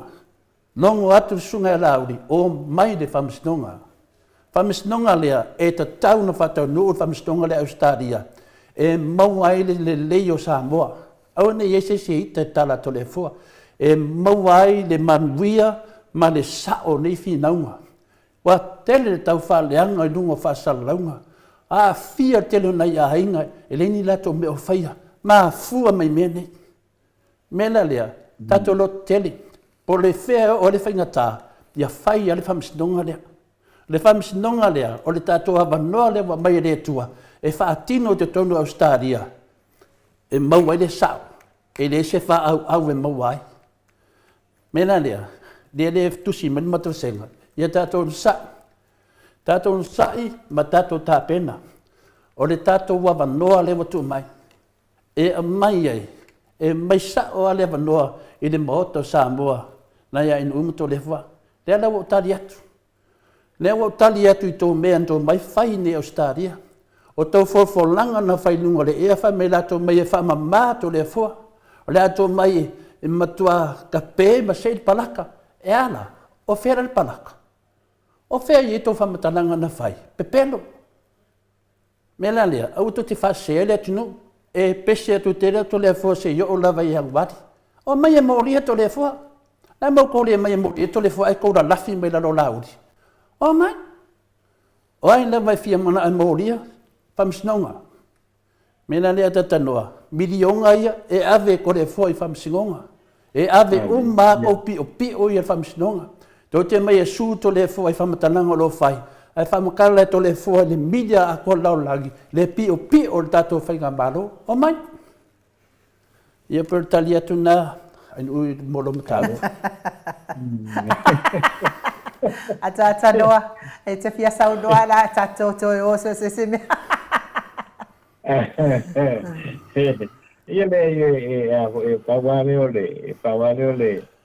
le tulanga to le pote ona e Samoa i le meitai le o e Samoa saoa i le tulanga le tauna ke makuasia ke mai o li e luma le nga le wa la fi la audi ma la ko pepelo ai le kungo na olo la era la fi la audi ai le ai ma se si foi le o mai mai mele o fa punga foi le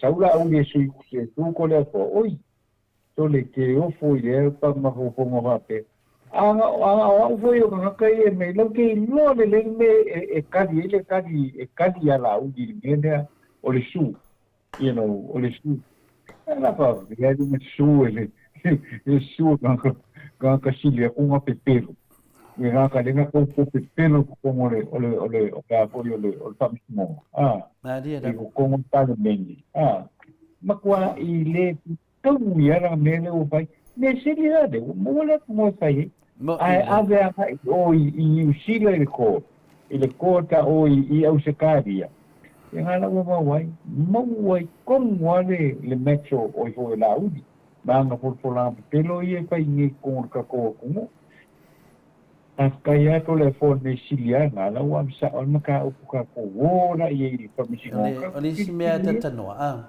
langa le ko si maya ka nga ka ngei ma ma mai la ko ngoa pepelo finga de nga o fe ku to le fo ai ese fako si pamsnonga ai se tangata ko fam singonga ili au nga upu nei ya sanga upu ma famea mo tangata lo ai faile loto e lofa ya Samoa fam sinonga no le no ko kongi kupe fina lungo fam sinonga menga ye mangi fu ko mai lunga mai ko swafa mai lunga ma ko mai ya o ngoanga ko kia mai o ko wanga ngoa yo e dei fai ngoanga tu nungan ma to langa e dei fia ku voi lungo o fa mongan Maota Samoa Viiga le Atua ai wana me finga le oi va o mo ko menga ko fai mai ai o ko swafa oi va o ma o ko pero tu nanga le te fa mama finga le mende wa makua fiki ala uli malato vaenga yo a fai ele o mai na uli fam snonga dia o le amele ta mai o mama tua ka ngi ai le la ko fa valea o le tunu o le fam snonga le fai o stadia finale o tele finale o le whamasnonga e loa ai po ai le pe loa le tunu. Pe o tole a fua po o la udi. O le whamalama e tole a fua i le tunu mea i e tutupu. Ma pi o le ili tato malo. Nanga i le se ala leo e o tuwai ni mamalo le tunu. Nanga le ka fiofi ala leo le vanga lea. Lea le whamalama e tole a fua i le aso, ma le aso. Lea na wamai nei su tole a fua. Whai mai e pelo mei e whai tole a fua. Vate tala fataitai, o la uli nga oi. La uli nga oi. O le ane tala na mea, dato lole nei ane mele na tupu tono o palimene. O le tala fataitai ni na, a le su wai tole a fua. O mai e mai. Lefa mai wa whale a ngaina, wa tau lea ngaina la uli, kau lea ngaina, le mea mau mea kau lea ngaina. O mai. O le tala fataitai na. O nga whapea o ko amba e su ma, ko whapea le o ko sao. Le ai. E lua mena i nei. O to mai le su, o le mofi we su e oto. Te le lopa i se si o vai fursunga e lau, e se be po New Zealand po iai. Pai atu iai o le whatari to le fua malene mai nei Australia. Sau nei whai le mea na e tango whai, na e sau e su to le fua. O mana su to le fua, fiu e su e oi. Sau, le to e na i aso ia. Yang wani, ila sumo mua e tau le aso luful valu, o lau teimi na. Ioi. Tato vavai. O kako i la kusikala mai e le skako panga. O ke le panga mau ko ki ai valea. Ang ko poko ko ke le pasal wani mea fapenga. Ko ki ai valea. E umar fam senonga uli liu ko lau ko ai valea. Mo tanga tapoto. E tau tala i upu e sao. O tanga tapoto ave fam senonga. O tanga tana loa e iai le poto e fai e me fapene ia wan manu ia Samoa. O tanga tavalea. Kau fa fefen ko sola la ia lea. Awangi ke fiu e sola. Mene on mata upulia, o te vava ai e pe finale ata tanua te sa. Wa ke ia wa, i Samoa ia. Wa ke ia wa pe i si maka, wa fia le tunu. Wa fia ni minsta. Au ne o tole forsa tangata fasal lau, wa tamam tina matua. O mai, a wale fefe. Ana ese men no foi in mele to le fo. Le kari e tu po le tunu nei moto Samoa Viiga le tua. Le foi fa sa tali tu po nei. Fa lima na to fa to ina nei i le moto Samoa Viiga le tua. O le foi e tali e foi i le vanga fa le chapipi ma tau tua. O mai. Ale se mea e tali maharoto le fo. O le nganga na tangata e rofa ia Samoa. Mo maso na. Waso nei. O le taimi e tātou. O taimi o whinaunga. Le to ini tau i naso. O kowi le feo so i me lunga pe fai me ai. Whamasnonga. Anga e poko ke le kaukana me lunga le e whapea. E ke fiu e kalafi le sida fia le tua oe. E ke ia wai pipiri. Ke ia walengi o vai. Ke ia sapa lo savari. Ke ia sui o fōringa oki. O mea umana e mawa o tau ia tau te loto le anga. Ma wha se le whinaunga le atunu. Fia whanongo longo le atunu. Se whinaunga moni ma le whamaoni. E le fia whanongo longo le atunu. Ia meto te lauwa vale me il pokalame. Ya, o e salu le afo lauri ma mai lauri. A inko faku, o e mai lauri. O le salu lauri, ko ke o mai lauri bangu. Ko mea ai valea. Malo, to le hoa. Ya, o le mea na e maua, e le mea le anga taulu ilu i ata no te sa. O taulu ilu i ke ia wa pāle maka. Yeah. Me sina ne ko ngai maso lima to le fo e I ka ngaka whapenge ia ko fio da vale ma ko fia koa au ai o ko a mai rumba whane mai po ai oi whane mai po le alo ai a kakau e ke whisidi ma taupu nei a o ai oi te whisidi ma taupu nei au ko ke mol menga e ma mare lauro whaiwhai kaukala ma whawhau leo ngaonga I a inga wa ma whakia kawi menge I le kele o kau whaleanga, fia ngia hainga o rea kungu wa safa. Awanangi I manga e saungi o me whapenga ai loa ka ngaka uko. Ma ai ai whauringa to le fua mai le lima kausanga o kore a fua le nei. Uko, e la lafi meia, inko whaku, para ai. Inko whaku wifo lunga I karangua mai. Menenga, whamambare sau finga le. Ai le se me mai le tunu. Teimi nei, le walakar whinga pāloka. A mana malama le tunu e ka loka o matangata nei ka ngaka pio e vai e mai fai mai o langa mala valele wa hanko ngaka ngaka va penga I Samoa e ako e kausi me le kunga fai mai o langa mala valele o langa valele e pule nga ia ai au mangena le whainga palo ka de ku mai nga leia la mea le pule ai a loa pule toile Lo pure fare kuo malavalele atata no te sa. Nei atata noa o le temi al fa manama. I le tausanga atoa le la tatoa nga ia tu ai. O le temi o le fa manam la maina le tunu. Ia awan ne I toi se le tunu. I pe pelo tangata nei. Le ana mai ave tato vamsnonga. Afat o mai wai umar vamsnonga ni tatoa nga I whainga parot. Ia o le wa tautala to le fo mal fa maoni. Ya tangata la ia loko leanga ma malalafi me I le hia ma se mea to le foi ma I lai pi mo fi le mu to le foi po uma ala mai Facebook ala ma tama tina ko mo to le foi finger ring ala mai sa fu ma fi me nei au ko mo de kinga mo de pala ai mo le loko fefe nge ke lo ka ngaka lo fale mo loko leanga ya wa lo tangata ia fa ia menge e fa pele sa vali le tunu tangata nei na so nga fai e fere tu nu fapia awa fanga fai mo lo to pe pelon ko ole la lafi mai ko fa le hanga de tu nu wa mala le tu nu atata no ma inu o to tele to ngata na fa le hanga tangata ni wa mala yana ala me ko fa le hanga le ko kasir ka usanga le ko fa le hanga mai tu le epa mai le fia ta usanga le hanga o di tangata le sanga sala ni to ina le sanga sala siana sona inga e siang sala ai fai e tangata nei e awa fai ale wa maua ni Australia o mai de whamsinonga o mea umane e langa o me lunga to mea nina fai Yoi, e awala mai ala auri, e awala te te fole leo le tunu, e langa o mai lunga. Ia, me nau tu e tali e tu ai whina le. Pa lota mo le HPP, o ka la ulolo tangata whai me pio ia, i le whamasnonga. Ta la uli whai pui pui. Na mata mai a, e soli whaavai, soli tu la fono, mau le leit, mau sali.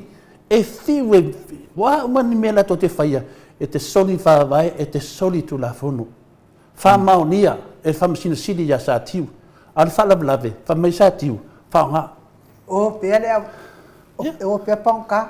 Ia, e mano 5 tausanga, e le koe kumai. Ia ne mwhailo sa ki, koe whaonga. Ia, whaonga, ua, e ser whainga malo. Nonga winga, e me lo whainga malo a mea kongu. Ka la ungolo tangata i nene whaipui. Ia, leo tato vai il pali mia fiti, o le mea nae o i tato. O lea te whātalitali to le fua i a lauli, o i al ministar malo, o to le fua, o le fonga tamoli a tamamiti nao le maota o Samoa Viiga o le Atua. O mai, tato finau. Lendo mai a lui to le fua, i a lewa lui atu to le fua o tau nungo lea. Ia, o te le maitaia o malo lo le mta upu lea. Se longa e ting nunga whamasinonga, tua i lo lai a leo. Listi mei de te vai lau whasal lau ia. Ia, ane solo e whai ko wisu, ko makanga, al ko makukua ia, al ko ai valea ia. Ia la song pepelo ale tunu la kaua i whia leo mai ia e whain karambongi se ia lo whakunga kai au ko. Whaapia au ko ur ko kero ngaka makamaka ia au ko, ur mea saonga, le ai. Or ko kele o kangaka leanga e aku. Or ko kele o kangaka makamaka e au ka kilo le leanga o ko mea ia e whai. Mela lea, o mai, me ngai lo ai le ingi mei kou whaku, ia ko whao so mei le hauri a au kou, e mo kuri o mai e. Ia, mai kou kama o la hauri. Malo atata no? Ia, over to you. Ia, malo, ka taila wa mole, le ava noa i nei fo i tai au mātango pie, ma le tai au ko, i o tātou vi paswa, i ei fo i ia i le po i mata upu i le nei tae au. Tei te lea tu lawa mo le awa noa i lau sunga e nu ua, miso i lau pionga to lea po. Ia ma le awa noa tātou petuwha i ai. Ia i nei tae au i le porkalame. Ia ai o te lamona fo. Ia o ngai ai po i nai tūtu ni o le nei fo i aso i le mātou nei ai ngai ia. Pen masalo i ngāre la paamuta kua i isa mātou tau tua. Ia i le nei po i tae mātango pia e whawanoa pe le tua i le soifua o le tātou o tino. Ia me se po i lau fionga to le fua ma lau sunga e nu ia wapea i le tau tua ina po i o le tātou o tino. Ia manuia lava i e fuafuanga o le nei po i aso. Ia ma le po i le pai o le vai aso. Ia tātou ta dia pea i tātou mō se tausanga fōu manuia pe o nei eia nai teimi o lo toi ia o nei fo i tausanga. O nei fo i nāsina ia ropangi e re tua i nei e whapenana tātou nu uma i e fuafuanga o nei fo i aso. Ia e whapteilo ka mone awa noa lau fionga to le fōma lau sunga enu ia i nei fo i tae au i tātou pokalame e ia na foi le manuia ia tinam sama matua ta po ia peiva le pokalani ia mi foi le au pa no longa ma au pa ponga le ta to no ia manuia na ia le nei po iaso ai fa so i po ia fa pena foi ata no te sa manuia foi fofuanga se to ainga o alo atu ia i molne iaso o tato ia i pea i le vai tau o whainga malolonga mtafaonga ia e maua lava le avanoa ia o tātou pokalame lava ia ma te tātou pēa ma tole foa ia e se ia uma fo i tātou aso malolo o le kirisimasi ma le tausanga fōu to e maua le tātou avanoa i le aso lua pe apule alofa le atua tātou te aulia whaatasi ata noa a tau te le i whamawai le tausanga lua fe lua wha ia tātou to e whiroa i ai le aso lua pe apule alofa le atua tātou te aulia whaatasi ia manuia lava nei aso ai whaasoifua ia ata noa. Ia whaafeitele lava mole whamanuia. Ia soifua ia ata noa tesa. Telefoa e se simta upo te fia sauno ia ia alea la whaai ufo i tātou pokalame nei tai au. Nei, le mo matu tele mea fine hea on whamanamlama pere tunu ia tātou loto tele.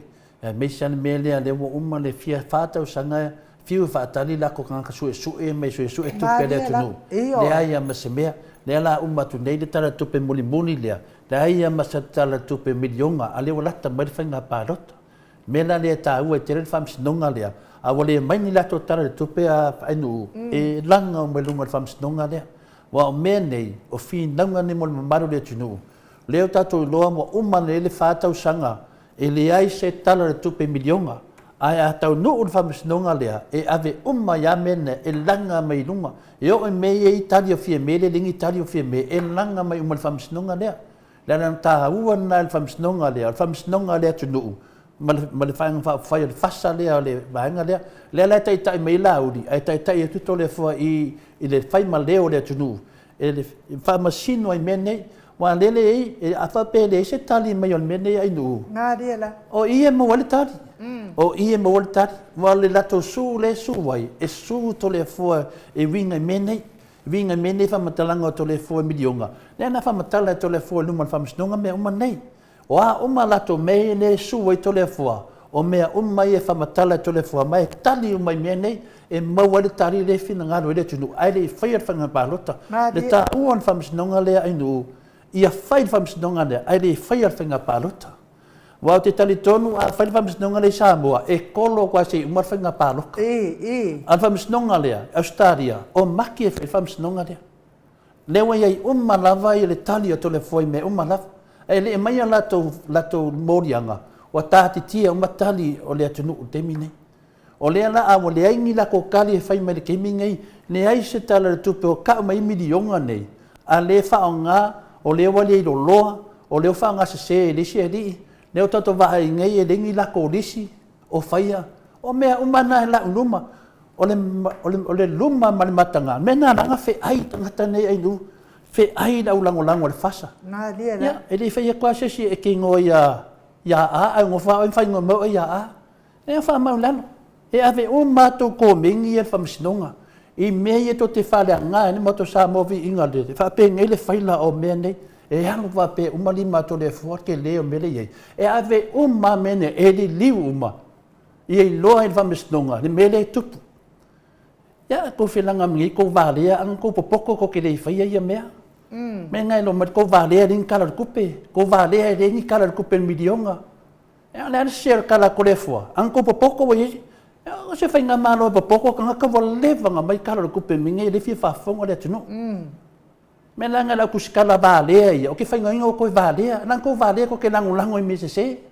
O mai e lango le mea mongi ma le whamaongi. O mea mongi ma le whamaongi. O whenko ngō le whamisinonga. E le ai masi ngō se le wali ai nu.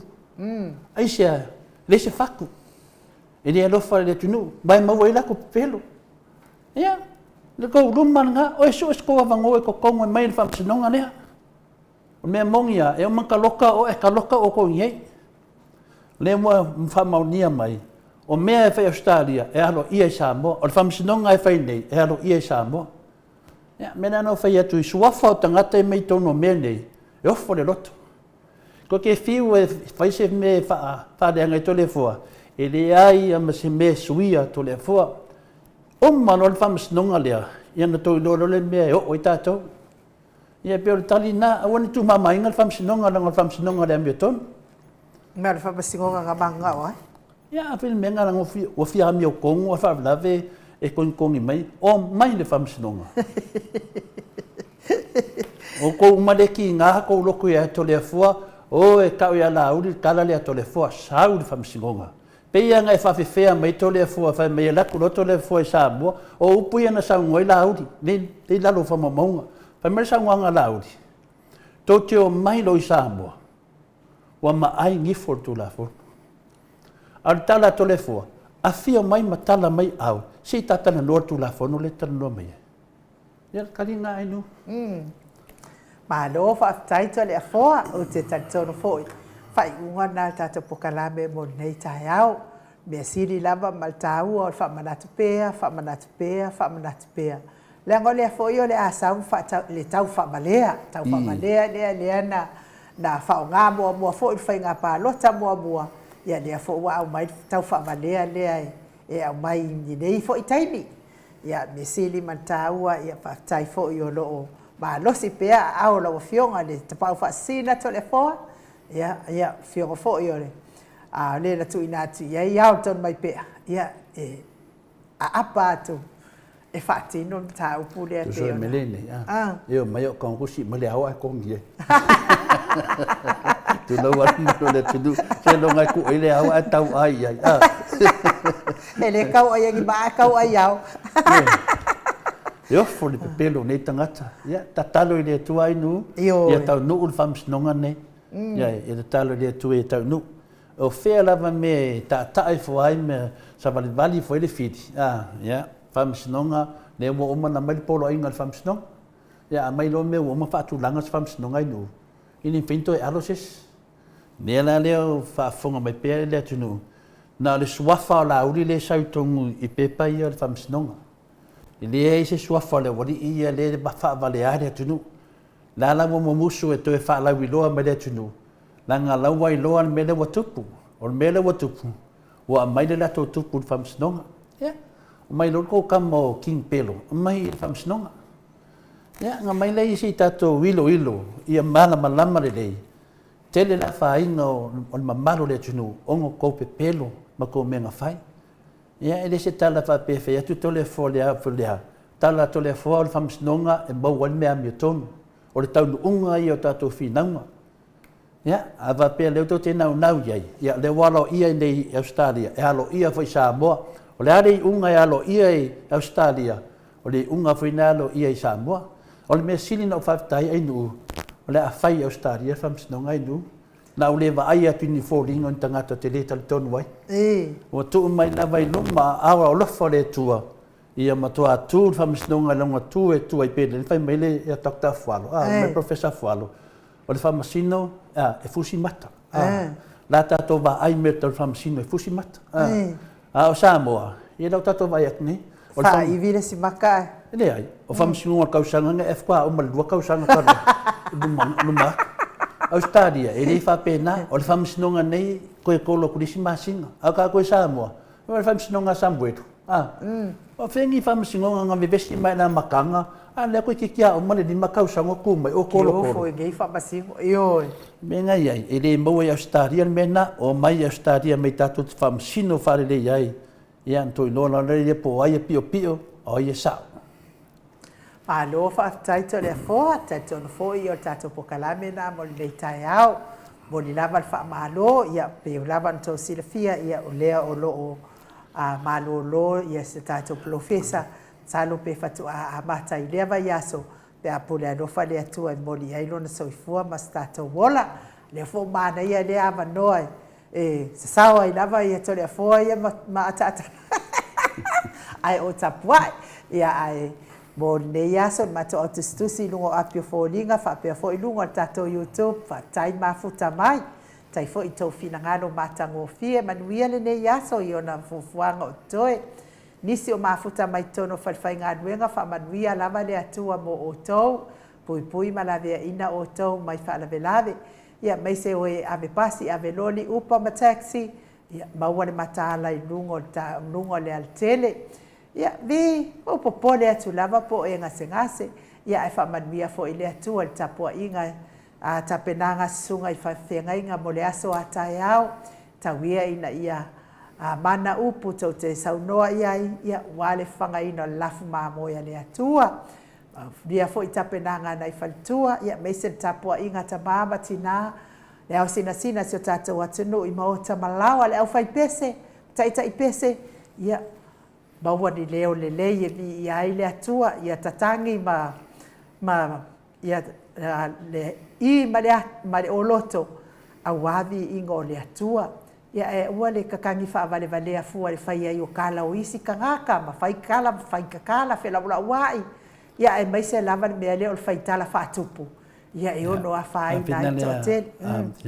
I eri se eri iri ai tusi mai, mai e winga ila umatai to lea fua, eri whai a Samoa na whai nei Australia, so re, o to te whalongo fui tala pepelo a whina lea vaenga ia lesu e to le fua tangata ia whai tala pepelo ia, ia ko vai fua, oi fui kilo le mako mea lava iai. Si koe kaukale me ko kere malama ai, ke mingi mo mia le whingau sao, o su e ni fa mo monga i no pin ko ko ku on fai ko ngu ko ke mai lunga fai minga kala pepelo fa no longo foi kala baenga ia ka pepelo ia o fai fa makalanga fa penga e ko ke fiwa me fenga fa makalanga le ase me to le fo ma ilai nga ingo apia oko mai ko waka mai ko faku mai le ka mai lunga ke mingi ke mi fa manama ka upu bo lava ke mi o kuwa o pepelo resi o pelo resi pe fai ni sira pe fai oscaria pe fai sa bo to le fo ai to le fo o le minga no vam kalang ia mai fina le lunga fa pele ai fe ku sikangaka le no malama le tuno malama le tangata mela le so ye ko ke mai nga fa makalang ko fa longo fo i po kala me da o vale nga de kala pepelo na mo le mai su to le fo me nga ko ke lo el pepelo ngi kangaka a wo fa o so mai laudi e lo sa ngi lo fa me ngi do laudi a waida me la ngai de malo lo i to le fo e ngau pe ya sa laudi na ngale wo fa matalanga fa me de laudi e o la me ka ngol me fa me o le laudi la me ka ngol me ngol ka fa vale e le right to le fo e fa matala se lo laudi po ia nga fa ya me ngi a fa pela o ia nga fa ya me ngi sa fa msinonga a fa pele o ia nga fa ya me ngi ia e ku pa ku me ngi a finale ai nu mo ko le kuskusi mai o mai mo ko kemi ine ia ma se me fa pe kai to le fonga pa me la va ir fa no longo nga ka pelo ia ko mai fa me nga fa ka nga fa pe o ko via nga pa wa me o sa o ko va lo fa tai da bai nu ma lo fa tai el fa pese ia fa pe nana tongo le I ma le oloto a wavi ingo le atua ai awal tongo fa vale vale fai kala ma fai kala fela la wa ia mai se lava fai kala fa kupu ia olo le malu ma le ato a wavi ingo le atua ai awal olo ka fa alaka leva kele fa alaka o elea ia manuia lava le ne ia so tato toi fe loa i tato por kalame le aso ataiao pe apore alofa le atua i mamoli ai lo soifua ma so matou wola ai fa soifua ia Samoa mai le Maota Samoa vi ingo le atua sini au setadia